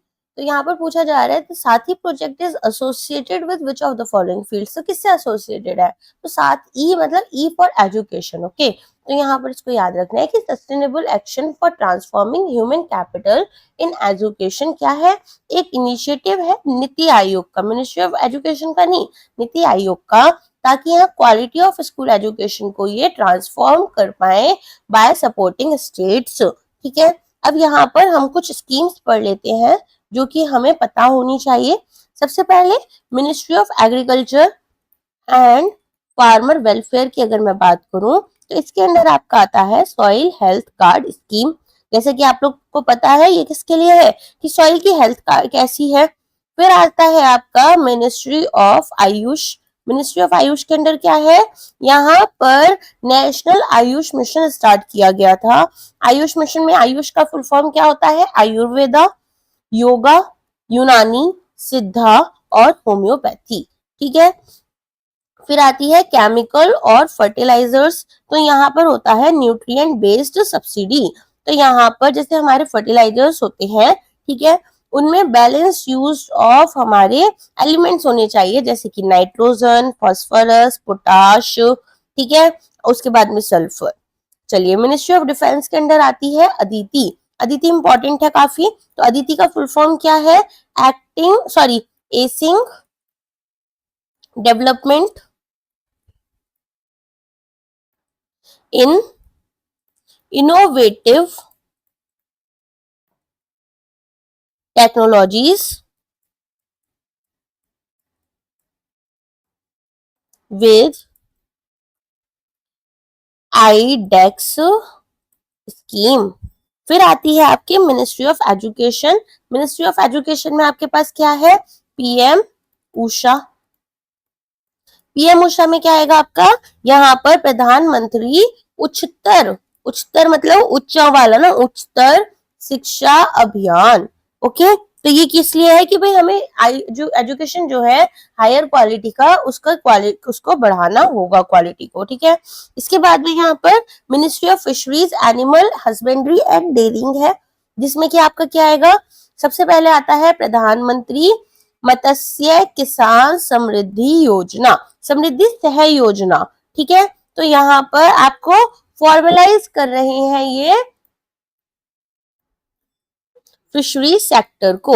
देखो, फॉर्मलाइज क्या होता है? फॉर्मलाइज मतलब यहाँ पर एक होता है आपका इनफॉर्मल सिस्टम, जैसे दुकान पर कोई भी छोटे छोटे वर्कर्स काम कर रहे हैं, अनऑर्गेनाइज सेक्टर है। और फॉर्मलाइज हो जाता है जहां पर आपको गवर्नमेंट से रिलेटेड पोर्टल होते हैं, रजिस्टर्ड होते हो, आप तब काम कर रहे हो।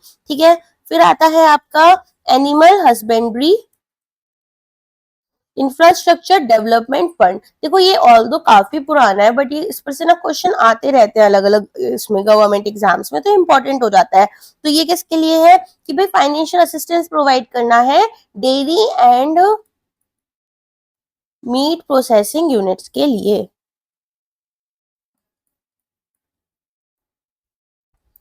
फिर आता है मिनिस्ट्री ऑफ हैवी इंडस्ट्रीज। तो यहाँ पर क्या है? यहाँ पर हम अडॉप्शन करना चाहते हैं। किसका अडॉप्शन करना चाहते हैं? टू व्हीलर्स और थ्री व्हीलर्स का। ठीक है, इसके अलावा हमारे पास में पीएलआई स्कीम्स चल रही हैं अलग अलग सेक्टर्स के लिए। पीएलआई का फुल फॉर्म क्या है? प्रोडक्शन, जो आप प्रोडक्शन कर रहे हो अपनी इंडस्ट्रीज में, प्रोडक्शन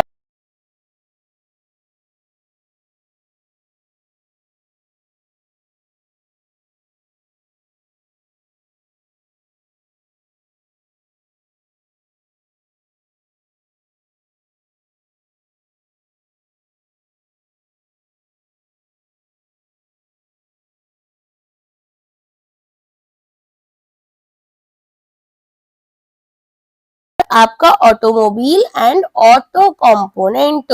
ऑटोमोबाइल, ऑटोमोबाइल किसे बोलते हैं? कार्स वगैरह को ऑटोमोबाइल नहीं होता है, ऑटोमोबाइल होता है वो। एंड ऑटो कंपोनेंट, फिर नेक्स्ट आपका क्या आता है, नेक्स्ट आपका आता है एमएसएमई मिनिस्ट्री।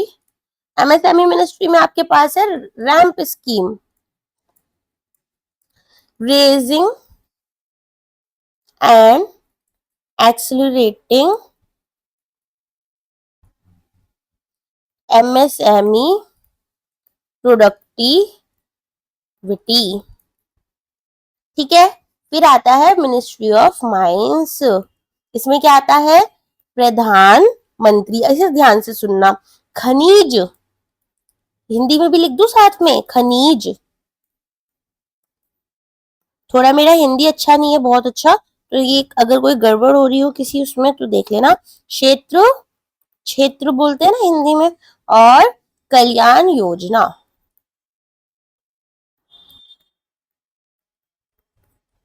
योजना, ठीक है। तो प्रधानमंत्री खनिज क्षेत्र कल्याण योजना अब किससे रिलेटेड होगी कि भाई हमें यहाँ पर वेलफेयर स्कीम चलानी है। किन लोगों के लिए है ये वेलफेयर स्कीम, ताकि हम यहाँ पर जो लोग माइनिंग अफेक्टेड एरियाज में, माइनिंग होती है आसपास के गांव में, कभी ना यूट्यूब पर जाकर सर्च करना, अभी तो एग्जाम अभी मत देखना, जब एग्जाम वगैरह हो जाए तो थोड़ा सा ना देखना जाकर, जो लोग माइनिंग अफेक्टेड एरियाज में रहते हैं ना, बेचारों को इतनी सारी डिसीज होती हैं, रेडिएशन आते हैं वहां से निकलकर, चीजें होती हैं, और वो लोग सबसे गरीब होते हैं, सबसे बड़ा मतलब आप कह सकते हैं उनके पास रिसोर्सेज है, और सबसे ज्यादा रिसोर्सेज के बाद सबसे ज्यादा बीमारियां हैं और सबसे ज्यादा गरीबी है। ठीक है, फिर नेक्स्ट आपका कौन सा आता है, नेक्स्ट आपका आता है ministry of new and renewable energy, MNRE बोलते हैं इसको। तो इनका है पीएम सूर्य घर। अच्छा, अभी जो स्कीम्स मैं बोल रही हूँ एक बार गूगल करके ना इनके ईयर्स भी लिख लेना, ठीक है। मुझे सबके ईयर्स याद नहीं है, बट मैं आपको स्कीम बता दे रही हूँ जो जो इम्पोर्टेंट है, जो आपके एग्जाम में आ सकती है। तो मुफ्त बिजली योजना, ठीक है। तो यहाँ पर रेजिडेंशियल रूफटॉप सोलार सिस्टम की बात करी गई कि भाई छतों पर आप अपनी यहाँ पर सोलार पैनल्स लगाओ, और सोलार पैनल्स लगाकर घर में ही बिजली बनाओ। फिर आपका आता है ministry of road transport and highway, ठीक है। तो यहाँ पर आपको याद रखनी है भारतमाला परियोजना स्कीम। भारतमाला परियोजना स्कीम कभी एग्जाम में क्वेश्चन डेफिनेटली आए होंगे, तो मैं आपको ना तब अच्छे से समझा दूंगी। अब भारतमाला परियोजना स्कीम में होता क्या है, यहाँ पर आपको बोला जाता है कि भाई हमने नेशनल लेवल प्रोग्राम बिल्ड करना है, जिसमें हम हाईवेज बनाएंगे, एक्सप्रेसवेज बनाएंगे और इकोनॉमिक कॉरिडोर्स बनाएंगे। फिर आती है मॉस्पी। मॉस्पी स्कीम के बारे में, मॉस्पी स्कीम है, हम मतलब मिनिस्ट्री है हमारे पास, ministry of stats and programme implementation. तो यहाँ पर क्या होता है, यहाँ पर है आपके पास एमपी लेड स्कीम। अगर देखो हमारे एमपीज लोग करप्शन ना करें और अच्छे से इस स्कीम को इम्प्लीमेंट करें ना, तो हर डिस्ट्रिक्ट बेस्ट डिस्ट्रिक्ट बन सकता है। इतना ज्यादा पैसा मिलता है इसमें, 5 करोड़ रुपए एनुअली दिए जाते हैं हर साल, कि आप अपने डिस्ट्रिक्ट को अपनी मर्जी से यहाँ पर प्रोजेक्ट्स लगाओ। तो पता क्या लगा देते हैं, हैंडपंप लगा देंगे किसी गांव में जाके, बाकी पैसा बचा लिया। तो इस तरीके की चीजें करते हैं। फिर आती है मिनिस्ट्री ऑफ ट्राइबल अफेयर्स, ये बहुत इंपॉर्टेंट स्कीम है गवर्नमेंट की जबकि। चलिए, मिनिस्ट्री ऑफ ट्राइबल अफेयर्स में क्या आता है, पीएम जनमन। यहाँ पर क्या होता है, जनजाति आदिवासी न्याय महाअभियान। तो ये ना आपके पास में देखो गवर्नमेंट ने एक लिस्ट निकाल रखी है पीवीडीटीजीज की, मतलब पर्टिकुलरली वल्नरेबल ट्राइबल ग्रुप्स, ठीक है। अब यहाँ पर गवर्नमेंट क्या बोल रही है कि हमें इनका सोशो इकोनॉमिक डेवलपमेंट करना है, इनको हेल्थ केयर फैसिलिटीज देनी है, एम्प्लॉयमेंट देना है, घर प्रोवाइड करना है, एजुकेशन प्रोवाइड करनी है, ठीक है। अच्छा, कुछ और स्कीम्स हैं जो कि अक्सर न्यूज में रहती हैं और यहाँ पर गवर्नमेंट का काफी फोकस भी रहता है। तो सबसे पहले आती है आपकी पीएम गति शक्ति। गति शक्ति national master plan for multi modal connectivity. तो यहाँ पर क्या होता है, पीएम गति शक्ति से याद कर लो, एक बजट था उसमें ही आई थी। तो यहाँ पर इन्होंने बोला था कि इंफ्रास्ट्रक्चर फोकस्ड इनिशिएटिव जो है वो लेकर आना है, इंफ्रास्ट्रक्चर पर काम करना है, ठीक है, इंफ्रा प्रोवाइड करना है, ताकि जितनी भी मिनिस्ट्रीज हैं सब साथ में आए और यहाँ पर road, railways, ports, airports, logistic hubs सबको साथ में कनेक्ट करें और टाइम, कॉस्ट और इनएफिशिएंसीज जो हो रही हैं प्रोजेक्ट इम्प्लीमेंटेशन में उन्हें यहाँ पर खत्म करें। ठीक है, फिर आती है आपकी प्रधानमंत्री किसान संपदा योजना। ठीक है, तो यहाँ पर हमने एक अभी पढ़ी थी PMKSSY। KSSY में क्या हो रहा था और यहाँ पर क्या हो रहा है, दोनों में डिफरेंस पता है ना आपको। PMKSSY में आपके पास था, PMMKSSY था वो कि भाई यहाँ पर प्रधानमंत्री मत्स्य, मत्स्य क्या होता है, मछली होती है ना, तो ये फिश के लिए है। ठीक है, तो यहाँ पर प्रधानमंत्री मत्स्य किसान समृद्धि सह योजना, सह योजना। ठीक है, और ये नेक्स्ट वाली आपकी कौन सी है, यहाँ पर ये है आपकी प्रधानमंत्री किसान संपदा योजना। संपदा ऐसे लिखते हैं, एक बार देख लेना लिखते कैसे, वो आपको पता होगा। ऐसे ऐसे कैसे भी हो सकता है, संपदा, मैं इंग्लिश में लिख देती हूँ। ठीक है, तो यहाँ पर आपके पास में फूड प्रोसेसिंग और वैल्यू चेन डेवलपमेंट के लिए हम इसको यूज करते हैं। ठीक है, चलो अब एग्रीकल्चर मिनिस्ट्री में आपको और कौन सी पता होनी चाहिए, यहाँ पर प्रधानमंत्री किसान, ठीक है, प्रधानमंत्री फसल बीमा योजना और सॉइल हेल्थ कार्ड। फिर इसके अलावा यहाँ पर समग्र शिक्षा अभियान भी आपके लिए इंपॉर्टेंट है, उसको याद कर लेना, रूसा को। मनरेगा का पता होना चाहिए कि भाई 100 दिन का काम देते हैं यहाँ पर लेबर को। ठीक है, ताकि रोड वगैरह डेवलपमेंट में काम कर ले जब एग्रीकल्चर नहीं चल रहा होता है, कुछ ब्लैंक पीरियड चल रहा होता है। फिर आपका इसके अलावा यहाँ पर हमने देखा सागरमाला योजना आपको पता होनी चाहिए, भारतमाला में बता ही चुकी हूँ, पीएम गति शक्ति। पोषण अभियान के बारे में आपको पता होना चाहिए, पोषण अभियान और इंटीग्रेटेड चाइल्ड डेवलपमेंट सर्विसेज, ये ministry of women and child development के अंडर आती हैं। ठीक है, एक स्कीम्स का ना अलग से लेक्चर ही लेना पड़ेगा, हो नहीं पाएगा, चलो देखते हैं कैसे करते हैं। ठीक है, चलो 29th स्टेट ऑफ इंडिया पूछ रहे हैं कि कौन सा बना था जो कि क्रिएट हुआ था 2014 में। तो 29th स्टेट कौन सा था आपका, तेलंगाना था। ठीक है, अब यहाँ पर अभी कितने स्टेट्स हैं, अभी हैं आपके 28 स्टेट्स और कितनी यूनियन टेरिटरीज हैं, यूनियन टेरिटरीज है आपकी 8। ठीक है,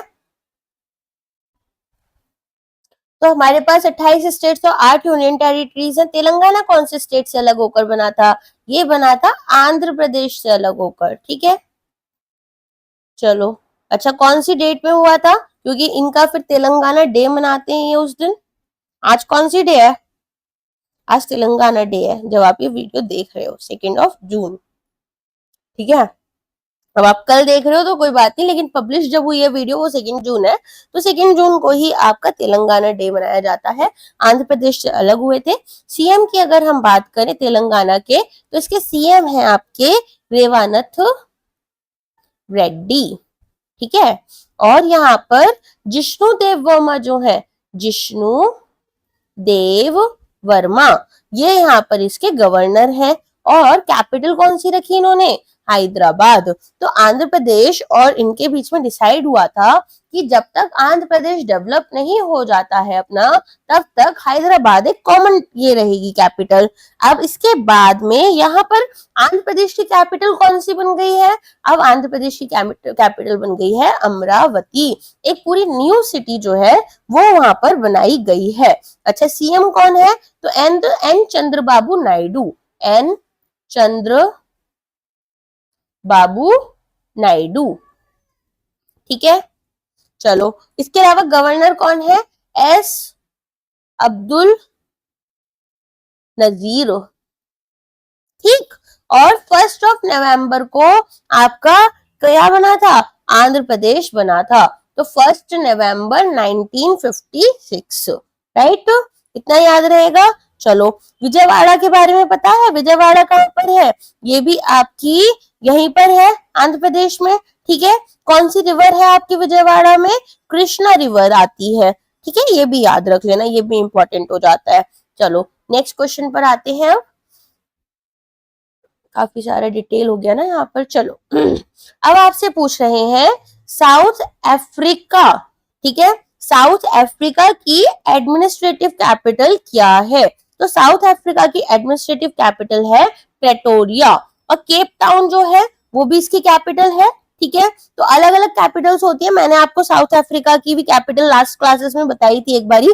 तो देखो अब क्वेश्चन आ गया ना यहाँ पर, तो केप टाउन, 3 कैपिटल है इसकी, केप टाउन है, प्रेटोरिया है, और साथ में ब्लोइम ब्लोइम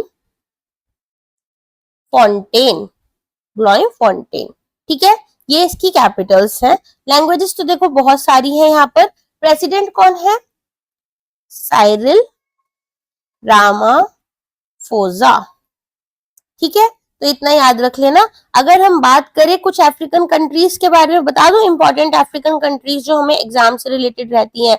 यहाँ पर वैसे मैंने आपको बता रखी है कंट्रीज, तो लास्ट लेक्चर्स को रिवाइज कर लेना, कुछ और नया पढ़ लेते हैं। तो कुछ रिवर्स होती हैं यहाँ पर जो फेमस है आपकी अफ्रीका में, जैसे कि नाइल हो गई, कॉन्गो हो गई, है ना। तो इनके बारे में हम पढ़ लेते हैं। सबसे पहले देखो नाइल रिवर है। नाइल रिवर जो है वो लॉन्गेस्ट रिवर है अफ्रीका की, ये याद रख लेना।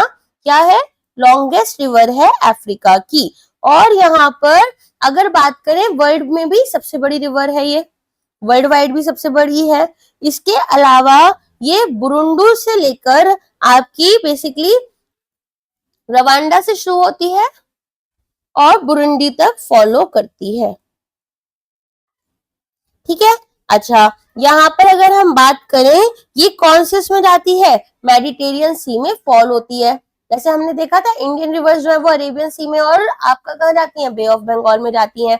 ये जाती है मेडिटेरियन सी में। पुराने लेक्चर्स से देख लेना अगर नहीं देखे, क्योंकि वहां भी बहुत सारे फैक्ट्स इस तरह के मैंने पढ़ाए हैं, तो अगर नहीं करोगे तो कंप्लीट नहीं हो पाएंगी स्टडीज। चलो, इसके बाद में आती है कॉन्गो रिवर। ये सेकेंड लार्जेस्ट रिवर है, हमारी लॉन्गेस्ट रिवर, और ये वर्ल्ड की डीपेस्ट रिवर है। कौन सी है? वर्ल्ड की डीपेस्ट रिवर है। ये आपकी सेंट्रल अफ्रीका से पास करती है, ठीक है। इसके अलावा यहाँ पर आपको और क्या पता होना चाहिए कॉन्गो रिवर के बारे में? आपको पता होना चाहिए कि यहाँ पर काफी ज्यादा डाइवर्स वाइल्ड लाइफ होती है, और यहाँ पर इसकी जो जर्नी है वो कहाँ से शुरू होती है? सदर्न डीआरसी से, और ये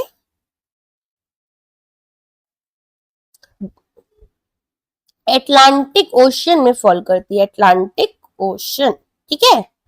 चलो, नेक्स्ट आती है मारा रिवर। मारा रिवर जो है वो यहाँ पर आपकी केनिया और तंजानिया के बीच में फॉलो करती है। मारा रिवर तंजानिया और केनिया, ठीक है। कौन सी रिवर है? मारा, बहुत मारा, ठीक है। तो यहाँ पर आपको ये याद रखना है इसके बारे में। इसके बाद आती है चौबे रिवर। चौबे जी के बारे में आपने सुना है? तो चौबे रिवर जो है वो यहाँ पर आपकी साउथ सेंट्रल अफ्रीका में होती है, और यहाँ पर आपको देखने के लिए क्या मिलता है कि ये अंगोला और नामीबिया, ठीक है, इनके बीच में आपकी बहती है। चलो, आई थिंक इतनी रिवर्स इंपॉर्टेंट है अफ्रीका की। नेक्स्ट क्वेश्चन पर आते हैं। नेक्स्ट क्वेश्चन आपसे पूछा गया है किस स्टेट के पास में लेजिस्लेटिव काउंसिल नहीं है? ठीक है, legislative councils in the are present in how many states? Legislative councils are present in 5 states, right. तो यहाँ पर हमने कौन कौन से स्टेट्स देखे हैं? आपने देखा है यूपी में है, आंध्र प्रदेश में, मैंने लास्ट टाइम भी ये क्वेश्चंस करवाए थे, देखो रिपीट हो जाती है ऐसी इंफॉर्मेशन। कर्नाटका में है आपकी, महाराष्ट्र में है, तेलंगाना में है, ठीक है, और यहाँ पर बिहार में है। 6 हो गई हैं अब। पहले क्या था? पहले 5 में थी, आंध्र प्रदेश और तेलंगाना दोनों में है, तो इसलिए 6 हो चुकी हैं, ठीक है। चलो, तो केरला में आपको केवल यूनिकैमरल लेजिस्लेचर देखने के लिए मिलता है। केरला की अगर हम बात करें तो यहाँ पर अगर केरला जो है उसको क्या बोला जाता है? केरला को यहाँ पर आप सबसे पहले तो कुछ गॉड का स्टेट ऐसे समथिंग बोला जाता है इसके नेचर की वजह से, ठीक है। यहाँ पर राहुल गांधी जो है वो वयनाड के एमपी है, याद रखना। इसके अलावा अभी तो उन्होंने रिजाइन कर दिया है, नहीं अभी रिजाइन कर दिया है, पहले आई थिंक वयनाड के यहाँ पर वो एमपी थे, अभी ये केवल रायबरेली के हैं, ठीक है। अच्छा, अब ये देखो ये कैसे है, यहाँ पर एक आपको ना पॉलिटी का कॉन्सेप्ट क्लियर हो जाएगा। तो अगर हम एमपी पोस्ट की बात करें, राहुल गांधी ने 2 जगह से इलेक्शन लड़ा, वायनाड से भी लड़ा और रायबरेली से भी लड़ा, ठीक है। तो ये दोनों क्या एमपी थे, अब ये रायबरेली के हैं केवल। सेम वे आपके मोदी जी ने अहमदाबाद और वाराणसी से इलेक्शन लड़ा था 2019 वाला, राइट। तो उसमें आप क्या देखोगे कि जब अहमदाबाद में और वाराणसी में दोनों जगह से जीत गए तो एक सीट को छोड़ना पड़ता है, तो उन्होंने अहमदाबाद को छोड़ दिया और वाराणसी जो है वहां के एमपी बन गए। तो आप कंटेक्स्ट कर सकते हो मोर देन 1 सीट से, लेकिन आपको at the end of the day एक ही सीट के एमपी रहते हो, ये याद रखना। ओके, चलो नेक्स्ट पर आते हैं हम। यहाँ पर नेक्स्ट क्वेश्चन आपसे क्या पूछा गया है। अच्छा, राहुल गांधी आपको ये भी पता होना चाहिए लीडर ऑफ ऑपोजिशन है, ठीक है ना। लीडर ऑफ ऑपोजिशन काफी इंपॉर्टेंट पार्ट होता है, तो लीडर ऑफ ऑपोजिशन है लोकसभा में। और यहाँ पर पूछ रहे हैं 15 फाइनेंस कमीशन जो है उसके चेयरमैन कौन है। तो 15 फाइनेंस कमीशन के चेयरमैन आपके थे नंद किशोर सिंह, ठीक है। एनके सिंह बहुत इंपॉर्टेंट था उस टाइम पर, ये हर क्वेश्चन उसमें आता था एग्जाम में। एज ऑफ नाउ यहाँ पर इतना इंपॉर्टेंट नहीं रहा है ये क्वेश्चन, अभी तो आपको देखने के लिए नहीं मिल रहा। वैसे अभी कौन सी शुरू हो गई है, 16 फाइनेंस कमीशन शुरू हो गया है, 16th फाइनेंस कमीशन। इसके कौन है, अरविंद पनगाड़िया, ठीक है। तो यहाँ पर डॉक्टर अरविंद पनगाड़िया जो है वो 16 फाइनेंस कमीशन के चेयरमैन बन गए हैं। और रिपोर्ट जो है वो कब सबमिट करेंगे ये लोग, अक्टूबर 31 में करेंगे। ये हाल फिलहाल में न्यूज में भी थे पंगाड़िया साहब, क्योंकि उन्होंने बोला था कि भाई रिपोर्ट कब आएगी, ये सारी बातें हुई थी इनकी, तो ये आपको याद रखना चाहिए। अच्छा, नीति आयोग के सीईओ कौन है, नीति आयोग के सीईओ है BVR सुब्रमण्यम, ठीक है, ये भी याद रखना। तो आपको इसके अलावा फादर ऑफ फाइनेंस कमीशन किसे बोला जाता है, फादर ऑफ फाइनेंस कमीशन ये बोला जाता है BR अम्बेडकर जी को। अच्छा, करेंट CAG कौन है, controller auditor general of India, ये है के संजय मूर्ति, ठीक है। चलिए, इसके अलावा अगर हम बात करें, और आपको क्या पता होना चाहिए, आर्टिकल 281 के बारे में पता होना चाहिए आपको। आर्टिकल 281 किसके बारे में बात करता है, फाइनेंस कमीशन के बारे में बात करता है, ठीक है। तो आर्टिकल 281 भी आपको पता होना चाहिए। फर्स्ट कौन थे कमिश्नर फाइनेंस कमीशन के, ये थे KC नियोगी, ठीक है, KC नियोगी थे। अच्छा, यूपीएससी के चेयरमैन कौन है अभी, अजय कुमार, अजय कुमार कौन है, यूपीएससी के चेयरमैन है, ठीक है। चलो, इसके अलावा अगर हम बात करें 150 आर्टिकल जो है वो किसके बारे में बात करता है, CAG के बारे में बात करता है। तो आर्टिकल 150 आपका controller and auditor general of India के बारे में बात कर रहा होता है। इसके अलावा कुछ और चीजें भी पढ़ लेते हैं। यहाँ पर national commission for schedule caste, ये कौन सा आर्टिकल के अंदर आता है, national commission for schedule caste, ये आपका आता है आर्टिकल 338 के अंदर, ठीक है। इसके अलावा अगर हम बात करें, हमारे पास में आर्टिकल 56 किससे रिलेटेड है,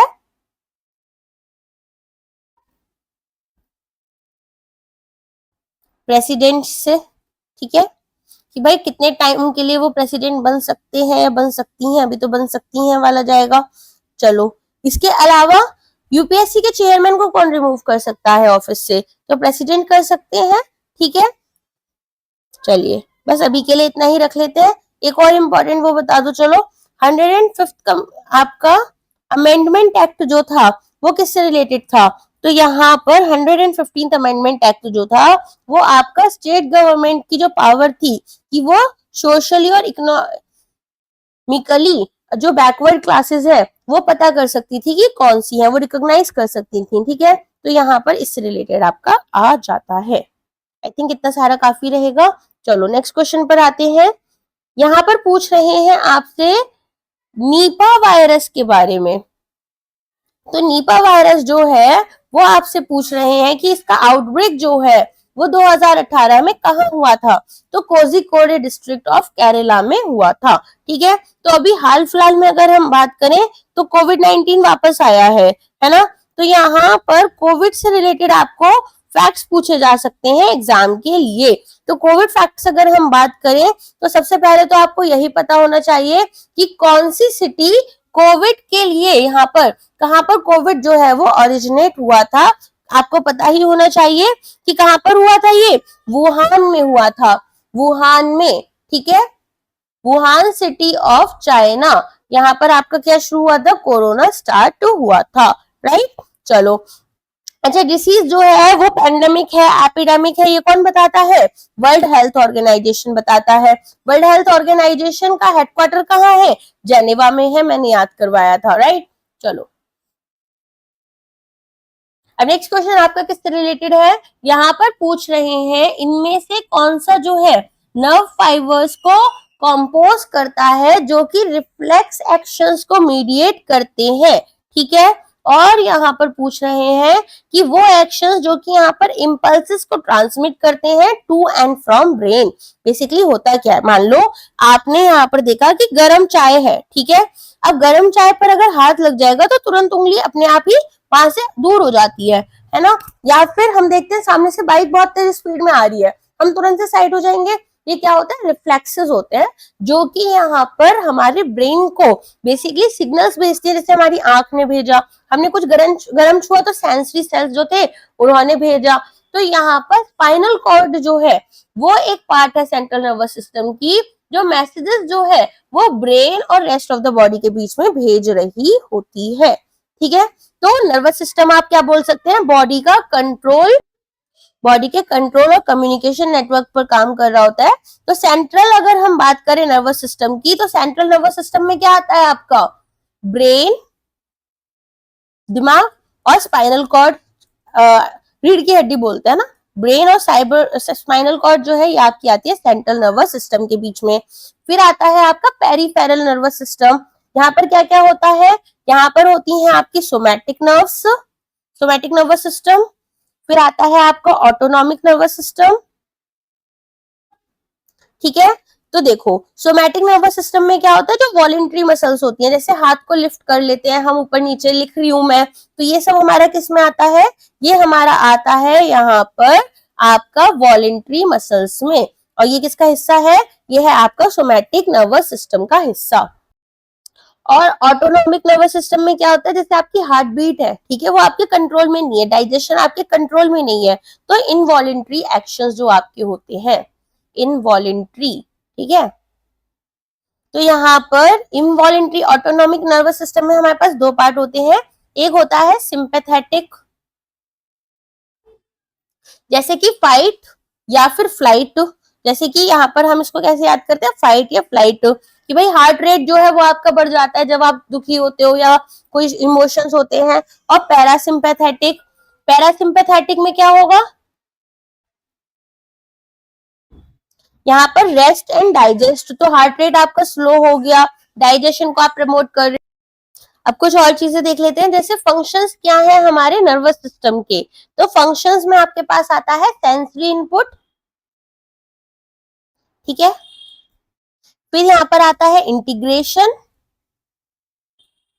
और मोटर आउटपुट। जैसे मैंने आपको बताया था ना, हाथ हमारा जो है वो हट जाता है, तो यहाँ पर ये देखते हैं कि भाई हमारे जो सेंसरी ऑर्गन्स हैं, ठीक है, जो टच वगैरह हम फील कर रहे हैं, तो उससे स्टिमुली देखते हैं। फिर ये हमारा दिमाग जो है वो प्रोसेस कर रहा होता है और फिर सिग्नल भेज देता है मसल्स को ये किस तरह से एक्ट करना है। अच्छा, न्यूरॉन्स के बारे में पता है? न्यूरॉन्स क्या करते हैं? नर्व सेल होते हैं, ठीक है। तो यहाँ पर नर्व सेल्स क्या करते हैं? सिग्नल्स को ट्रांसमिट कर रहे होते हैं। तो आपके पास होती है डेंड्राइटिस, जो कि सिग्नल्स को रिसीव करती हैं। इसके बाद में होती है सेल बॉडी, जिनको हम सोमा भी बोलते हैं। ये यहाँ पर इंफॉर्मेशन को प्रोसेस करती है। और एक्सॉन्स, एक्सॉन्स क्या करते हैं? सिग्नल्स को दूसरे न्यूरॉन्स के पास में भेज रहे होते हैं। तो जो दूसरी न्यूरॉन्स या मसल्स होती हैं उनके पास में ये सिग्नल्स भेजते हैं। ब्रेन के कितने पार्ट्स होते हैं? ब्रेन के पार्ट्स याद है आपको? तो यहाँ पर सेरिब्रम होता है, सेरिबेलम होता है, और सबसे फेवरेट मेड्यूला। ठीक है, मेड्यूला क्या करता है, breathing, heart function, heart beat, ये सारे इनवॉलेंट्री एक्शंस देखता है। ठीक है, बैलेंस और कोऑर्डिनेशन बॉडी में कौन करवाता है आपका, यहाँ पर सेरिबेलम करवाता है। और थिंकिंग, मेमोरी, वॉलेंट्री एक्शंस कौन कराता है, यहाँ पर जो सोचते हो, याद कर रहे हो, भी पढ़ रहे हो, ये सारे में कौन सा बॉडी का पार्ट है इन्वॉल्व है आपका, सेरिब्रम इन्वॉल्व है। ठीक है, अभी जब हम लोग बात कर रहे हैं, चीजें सोच रहे हैं, पढ़ रहे हैं, तो सेरिब्रम कर रहा है, और जो हमारी हार्ट बीट चल रही है वो मेड्यूला देख रहा है, और सेरिबेलम यहाँ पर बॉडी को बैलेंस कर कर रखता है। ठीक है, तो नर्वस सिस्टम जो है वो इलेक्ट्रिक इंपल्सेस को भेजता है, ब्रेन जो है वो प्रोटेक्ट करता है, और वर्टिब्रे जो है वो भी प्रोटेक्ट करता है। ठीक है, स्पाइनल कॉर्ड, वर्टिब्रे बोलते हैं स्पाइनल कॉर्ड को। ठीक है, चलो नेक्स्ट क्वेश्चन आपका है यहाँ पर एबायोटिक कंपोनेंट से रिलेटेड। तो पूछ रहे हैं कि इनमें से कौन सा एबायोटिक कंपोनेंट नहीं है। तो क्या नहीं है आपका, ग्रीन प्लांट से क्या होंगे बायोटिक कंपोनेंट्स, मतलब आपके जो प्लांट्स होते हैं, फ्लोरा और फौना दो चीजें होती है। तो फ्लोरा होता है फ्लावर से रिलेटेड, यहाँ पर प्लांट्स वगैरह आपके आ जाते हैं, तो वो होते हैं बायोटिक कंपोनेंट। और एबायोटिक कंपोनेंट्स में आपके पास क्या आता है, नॉन लिविंग फैक्टर्स, जैसे कि वाटर, एयर एंड सनलाइट। ठीक है, तो यहाँ पर क्या याद कर लोगे, फ्लोरा एंड फौना। ठीक है, चलो इसके अलावा और क्या क्या पता होना चाहिए आप लोगों को, यहाँ पर नॉन लिविंग फैक्टर्स होते हैं और एक लिविंग ऑर्गेनिजम्स होते हैं। प्लांट्स, एनिमल्स, बैक्टीरिया भी आपके बायोटिक में ही आते हैं और डायरेक्टली इंटरेक्ट कर रहे होते हैं या फिर रिप्रोड्यूस कर रहे होते हैं। अब इंपॉर्टेंट ऑर्गेनाइजेशंस देख लेते हैं कुछ दोबारा से। ठीक है, तो इंपॉर्टेंट ऑर्गेनाइजेशंस जैसे कि हमारे पास में ओईसीडी है। तो यहाँ पर आपसे पूछा गया है सबसे पहले तो कि भाई ओईसीडी जो है वो कहाँ पर लोकेटेड है, उसका हेडक्वार्टर तो कहाँ पर है, पेरिस, फ्रांस में। आपको फुल फॉर्म पता होनी चाहिए, इंपॉर्टेंट ऑर्गेनाइजेशन है organization for economic cooperation and development. ठीक है, organization for economic cooperation and development. ठीक है, तो किसके लिए काम आता है ये, यहाँ पर इकोनॉमिक ग्रोथ, ट्रेड और डेवलपमेंट दिखता है मेंबर कंट्रीज की। चलो अब कुछ यहाँ पर फटाफट फटाफट हम और इंपॉर्टेंट ऑर्गेनाइजेशंस पढ़ लेते हैं जो अभी तक हमने कवर नहीं की है। सबसे पहले ओईसीडी हमने देख लिया, तो ओईसीडी का आपको पता चल गया पेरिस, फ्रांस में है। यूएन का मैं ऑलरेडी बता चुकी हूँ। आईएमएफ का बताओ, आईएमएफ का हेडक्वार्टर कहाँ पर है, इंटरनेशनल मॉनिटरी फंड। ठीक है, ये है आपका वॉशिंगटन डीसी में। देखो इस बार ना क्वेश्चन आने के चांसेस हैं आईएमएफ से, क्यों है, क्योंकि पाकिस्तान जो है उसको लोन मिला था जब हमारा यहाँ पर पूरा बैटल टाइप्स चल रहा था इनके साथ में, उस टाइम पर इनको लोन मिला था। तो आपको आईएमएफ के बारे में कुछ चीजें याद कर लेनी चाहिए, अभी बता दूंगी तो कुछ फैक्ट्स याद हो जाएंगे आपको। फिर आ जाओ वर्ल्ड बैंक के ऊपर। तो वर्ल्ड बैंक ग्रुप जो है वो आपका किधर आता है, अगेन वॉशिंगटन डीसी यूएसए में ही आता है। फिर आपका डब्ल्यूटीओ है, डब्ल्यूटीओ आपका किधर आता है, जेनेवा, स्विट्जरलैंड में आ जाता है। जी20 लास्ट ईयर इंडिया ने होस्ट किया था, तो यहाँ पर आपको याद रख लेना है कि इसकी प्रेसिडेंसी जो है वो रोटेट करती रहती है। जी7 है आपका यहाँ पर 7 कंट्रीज का ग्रुप, यहाँ भी प्रेसिडेंसी आपकी रोटेट करती है। फिर आता है एशियन डेवलपमेंट बैंक। ठीक है, एशियन डेवलपमेंट बैंक इंपॉर्टेंट है, मनीला, फिलीपाइंस में इसका हेडक्वार्टर है। फिर आपके पास और क्या है, इसके बाद में आता है ब्रिक्स। ब्रिक्स क्या है, ब्राजील, रशिया, इंडिया, चाइना और साउथ अफ्रीका। ठीक है, तो ये सब मिलकर क्या बनाते हैं आपके लिए, ये सब मिलकर बनाते हैं ब्रिक्स। तो याद रख लेना ब्रिक्स की यहाँ पर क्या है, रोटेटिंग प्रेसिडेंसी चलती है। सार्क, सार्क का मैंने आपको लास्ट टाइम भी बताया था, south Asian association for regional corporation, Kathmandu Nepal में है। Asian association of south east Asian Nations, ये जकार्ता इंडोनेशिया में है इसका हेडक्वार्टर। इंडोनेशिया की कैपिटल हाल फिलहाल में चेंज हुई थी, तो बता सकते हो कौन सी कैपिटल है इंडोनेशिया की, इंडोनेशिया की कैपिटल अभी 1-2 साल पहले ही चेंज हुई थी क्योंकि, तो इसीलिए ये आपके लिए थोड़ी इंपॉर्टेंट हो जाती है। अभी जो इंडोनेशिया की कैपिटल है वो यहाँ पर नूसंतरा। ठीक है, संतारा, नू संतारा याद रख लेना, ये चेंज हुई थी, तो आपसे क्वेश्चन इस पर भी आ सकता है। फिर आता है यूरोपियन यूनियन। यूरोपियन यूनियन का ब्रुसेल्स कहाँ पर है? ये बेल्जियम में, ठीक है, बेल्जियम की सिटी है और capital. UNCTAD, United Nation conference on trade and development, इसका है जेनेवा, स्विट्जरलैंड में। ओपीईसी, ओपीईसी क्या है? Organisation of the petroleum exporting country. ये है आपकी कहां पर? Vienna, Austria. ऑस्ट्रेलिया नहीं, वियना ऑस्ट्रेलिया। ऑस्ट्रिया अलग है, ऑस्ट्रेलिया अलग है। ऑस्ट्रिया एक कंट्री है कहां पर? आपका यूरोप में। फिर आता है वीपो। वीपो कहां पर है? वर्ल्ड इंटेलेक्चुअल प्रॉपर्टी ऑर्गेनाइजेशन, जो कॉपीराइट्स और ये सब चीजें लगती है ना, ये सब की चीजों से रिलेटेड, जेनेवा, स्विट्जरलैंड में। और वर्ल्ड हेल्थ ऑर्गेनाइजेशन ऑलरेडी बता ही चुकी हूँ, ठीक है। तो चलो अब आ जाते हैं हमारे क्वेश्चंस पर वापस। तो यहाँ पर जोजिला टनल के ऊपर देखो, जोजिला टनल के ऊपर 2-3 क्वेश्चन आ चुके हैं पिछले उसमें। तो जोजिला टनल की पूछी जा रही है आपसे कि कहाँ पर है। तो ये अभी अंडर कंस्ट्रक्शन चल रही है। तो मैंने आपको इसके बारे में लास्ट उसमें बताया था, तो जम्मू एंड कश्मीर में, ठीक है। स्लेव डायनेस्टी के बारे में बात हो रही है कि भाई स्लेव डायनेस्टी जो है उसके फाउंडर कौन थे। तो कौन थे उसके फाउंडर? थे कुतुबउद्दीन ऐबक, ठीक है। तो कुतुबउद्दीन, कुतुबउद्दीन से क्या याद आ रहा है दिमाग में? क्या आ रहा है? कुतुब मीनार आ रहा है दिमाग में? नहीं आ रहा है। तो कुतुबउद्दीन जो थे वो मोहम्मद गौरी के एक जनरल थे, जिन्होंने स्लेव डायनेस्टी स्टार्ट की थी 1206 में, और यहाँ पर पहले सुल्तान बन गए थे दिल्ली के, ठीक है। स्लेव डायनेस्टी को हम मामलुक डायनेस्टी भी बोलते हैं, मामलुक डायनेस्टी, ठीक है। अच्छा, अगर हम बात करें कुतुबउद्दीन ऐबक की, तो इन्होंने कुतुब मीनार बनाई थी। जैसे मैंने आपको बोला था ना, इसका नाम याद आ रहा होगा। तो कुतुब मीनार कुतुबउद्दीन ऐबक ने ही बनाई थी। और यहाँ पर लख बख्श जो है वो इनको बोलते थे, मतलब जो यूं ही आप आराम से आपको लाख रुपए देने, लख बख्श। हमें क्यों नहीं मिलते ऐसे लोग, ठीक है। और ये पोलो एक्सीडेंट में इनकी मौत हो गई थी। फिर आते हैं आपके पास में अरम शाह, ठीक है। अरम शाह जो थे एक वीक रूलर थे, उनको हटा दिया गया था, एग्जाम में नहीं आएगा।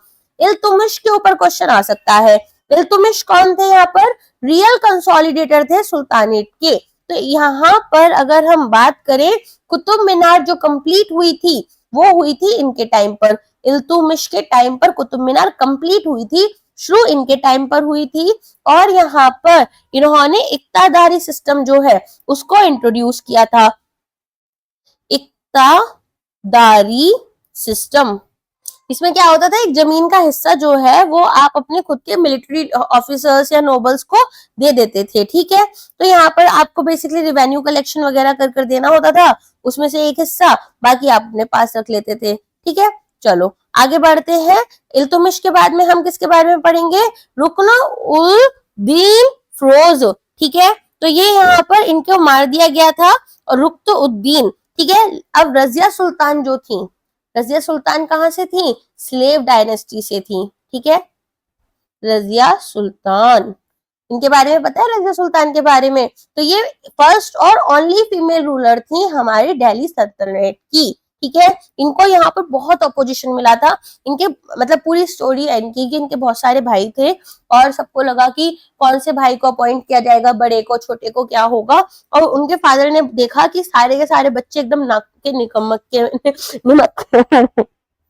आपका निकम्मे है, तो उन्होंने क्या किया, उन्होंने अपनी बेटी को बना दिया। और भाई फिर सब उनके पीछे पड़ गए, और मतलब उनको बहुत ही बुरी तरीके से ना परेशान किया गया था, क्योंकि एक लड़की बन गई थी। एनीवेज, फिर आते हैं बहराम शाह। बहराम शाह जो थे वो यहाँ पर इसके नेक्स्ट वो बने थे। तो यहाँ पर ये लोग तो खैर इतने इंपॉर्टेंट नहीं है। अगर हम बात करें इसके बाद में, तो इसके अलावा तो देखो इनमें कोई ऐसा खास है नहीं। चलो इन्हीं को याद कर लो आप लोग, ठीक है। तो बेसिकली फर्स्ट मुस्लिम डायनेस्टी थी स्लेव डायनेस्टी, जिसने दिल्ली को रूल किया था। और ज्यादातर जो रूलर्स थे वो या तो यहाँ पर स्लेव्स थे, या तो सब बच्चे थे उनके स्लेव्स के, ठीक है। और यहाँ पर इक्तादारी सिस्टम आपका स्टार्ट हुआ था। तो रजिया सुल्तान के बारे में आपको पता होना चाहिए। एक बलबन जो है, बलबन यहाँ पर आपको पता होना चाहिए। तो बलबन जो थे वो खुद तो रूलर थे नहीं, ठीक है, लेकिन एक रूलर था नसीर उद्दीन महमूद। ये इसको यहाँ पर बिठाया गद्दी पे और इसके थ्रू पूरा का पूरा सब चीज देखते थे। तो ये आए थे 1246 से 66 में। 20 साल तक इन्होंने दूसरे को बिठाकर खुद मसले काटे हैं। ठीक है, ऐसे याद कर लो। चलो आगे बात करते हैं। यहाँ पर नेक्स्ट क्वेश्चन आपसे क्या है कि क्लास कौन सा इनमें से जो है वो किंगडम एनिमालिया में माला में आता है। तो 5 किंगडम्स होते हैं टोटल हमारे पास में। ठीक है, तो यहाँ पर मेटाजोआ जो है जिसको हम मल्टी सेल्यूलर एनिमल भी बोलते हैं वो आपका आता है किंगडम एनिमाला में। तो 5 कौन कौन से इंपॉर्टेंट किंगडम्स हैं जो हमें याद रखने हैं वो देख लेते हैं। सबसे पहले तो ये इंट्रोड्यूस किसने किया था? R.H. विटेकर। ठीक है, इन्होंने इंट्रोड्यूस किया था। तो पहला है आपका मोनेरा।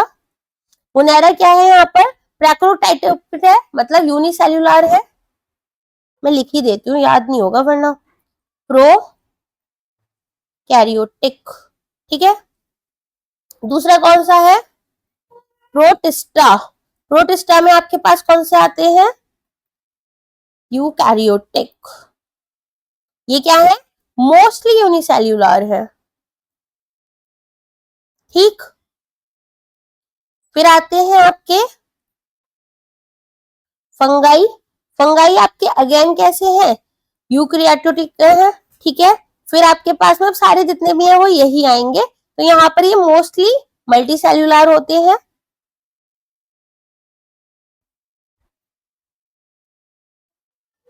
फिर आपके पास और कौन सा है?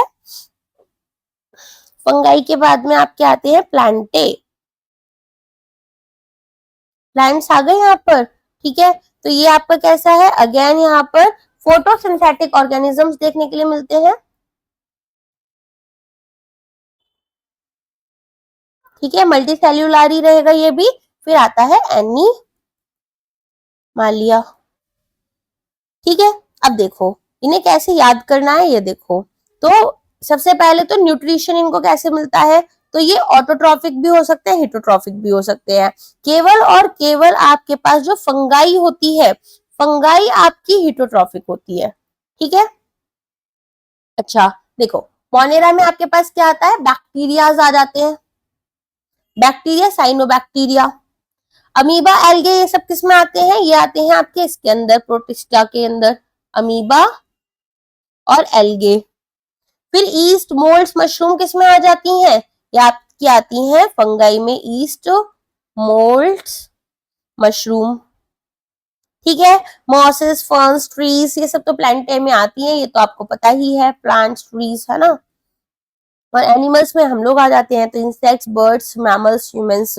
आगे इतना समझ में? अच्छा, अब अगर हम बात करें इसके अलावा और क्या जरूरी है। प्रोटिस्टा जो है इसमें न्यूक्लियस और ऑर्गेनेलेज हो जाते हैं, सेल में न्यूक्लियस मिल जाता है। ठीक है, यहाँ न्यूक्लियस भी नहीं होता मोनेरा में।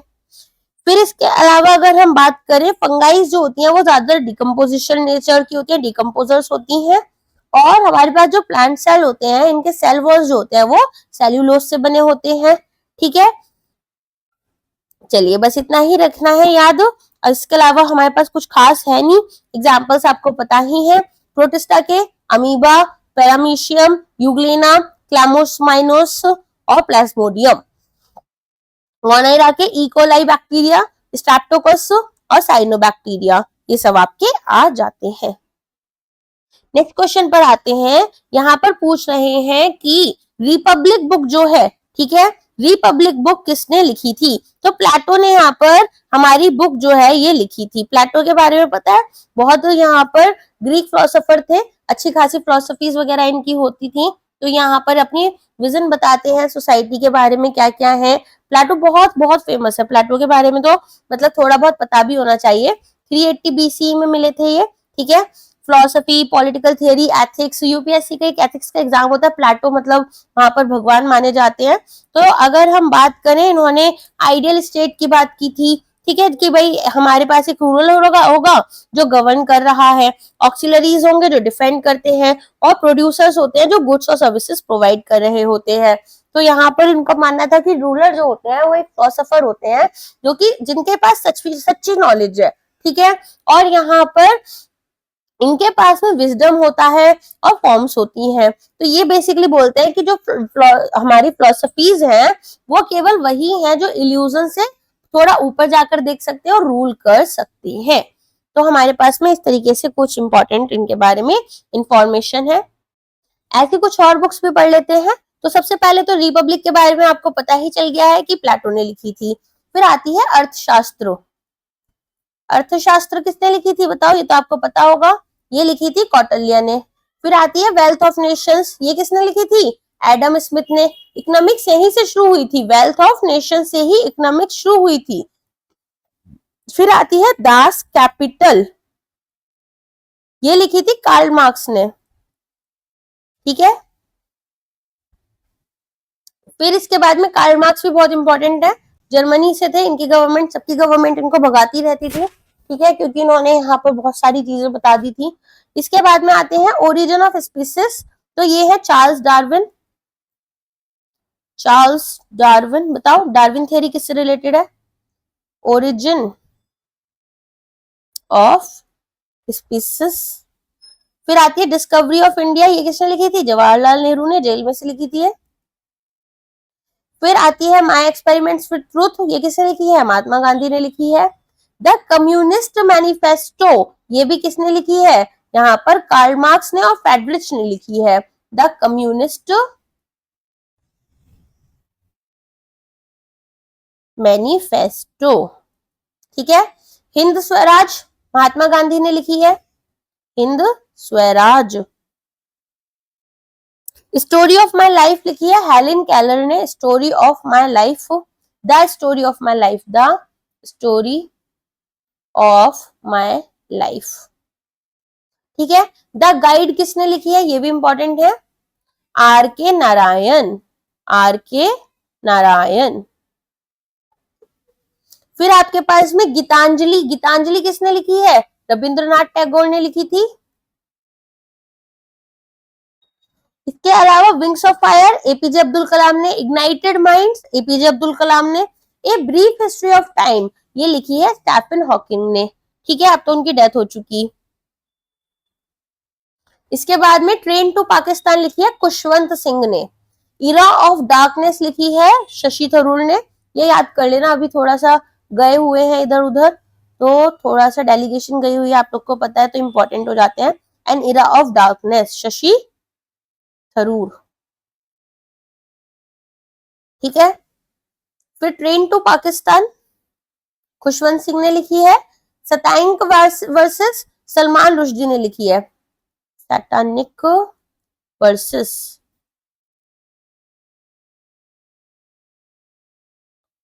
सलमान, ठीक है। सुटेबल बॉय, इस पर मूवी भी आई थी, विक्रम सेठ ने लिखी है। मिडनाइट चिल्ड्रन, सलमान रशीद ने लिखी है again. White Tiger, Aravind Adiga ने लिखी है। भगत सिंह ने लिखी है why I am an atheist, ठीक है।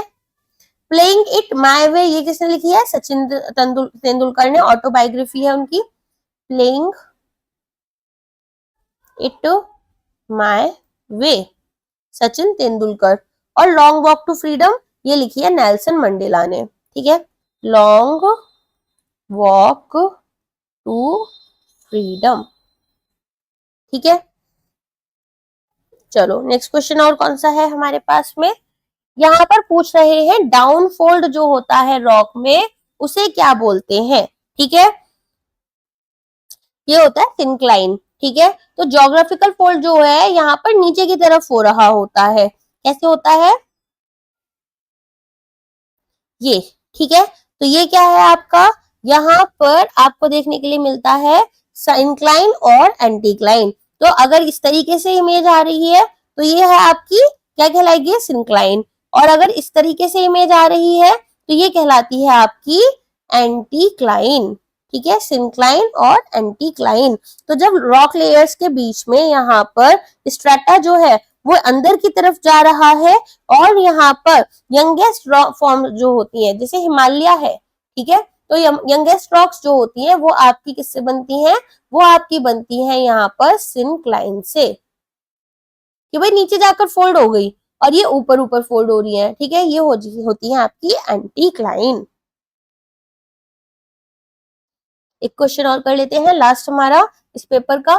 तो यहाँ पर पूछ रहे हैं कौन सी वेलफेयर स्कीम्स जो है आपकी वो गिनीज वर्ल्ड रिकॉर्ड्स में आ गई है। तो प्रधानमंत्री जनधन योजना, प्रधानमंत्री जनधन योजना के बारे में कुछ फैक्ट्स आपको पता होने चाहिए, फाइनेंशियल इंक्लूजन के लिए यहाँ पर आई थी, ठीक है। तो सबसे पहले तो 28 अगस्त 2014, 28 अगस्त 2014 में ये स्टार्ट हुई थी, फाइनेंशियल इंक्लूजन के लिए थी, और ताकि अनबैंक पॉपुलेशन को यहाँ पर आप फॉर्मल बैंकिंग सिस्टम में ला पाओ। जीरो बैलेंस अकाउंट खोलने के लिए यहाँ पर ये था, और यहाँ पर ओवरड्राफ्ट फैसिलिटी जो है वो भी 6 महीने अगर आपका अच्छा कंडक्ट रहा है तो ओवरड्राफ्ट फैसिलिटी मिली थी यहाँ पर 1 लाख रुपए की। ओवरड्राफ्ट फैसिलिटी क्या होता है कि अकाउंट में पैसे नहीं है तो भी आप यहाँ पर थोड़े एक्स्ट्रा पैसे निकाल सकते हो अपने अकाउंट से।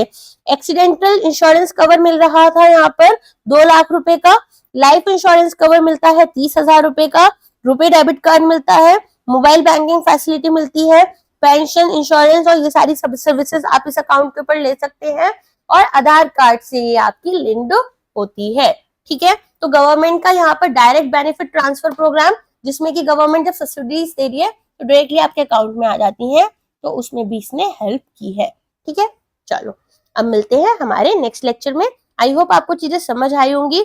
अभी काफी सारे क्वेश्चंस हम सारे तो नहीं कवर कर पाएंगे, लेकिन डेफिनेटली मैं इतना वादा कर सकती हूँ कि जितनी एक्सप्लेनेशन है, ठीक है, इसके थ्रू आपको फ्यूचर में आने वाले सभी तरह के क्वेश्चंस हमारे सॉल्व होने लग जाएंगे और आपका काफी अच्छा पेपर जा सकता है। तो यहाँ पर सब्सक्राइब करना चैनल को अगर अभी तक नहीं किया है। वीडियो पसंद आए तो लाइक करना, कोई डाउट आए तो कमेंट करना, नहीं पसंद आए तो पहले डिसलाइक का ऑप्शन होता है तो पता चल जाता था किसी ने क्या किया है, अगर अब क्या है कमेंट कर बता सकते हो कि कोई भी आपका फीडबैक है, कोई भी चीजें आपको बोलनी है। चलिए अब मिलते हैं नेक्स्ट लेक्चर में। Thank you.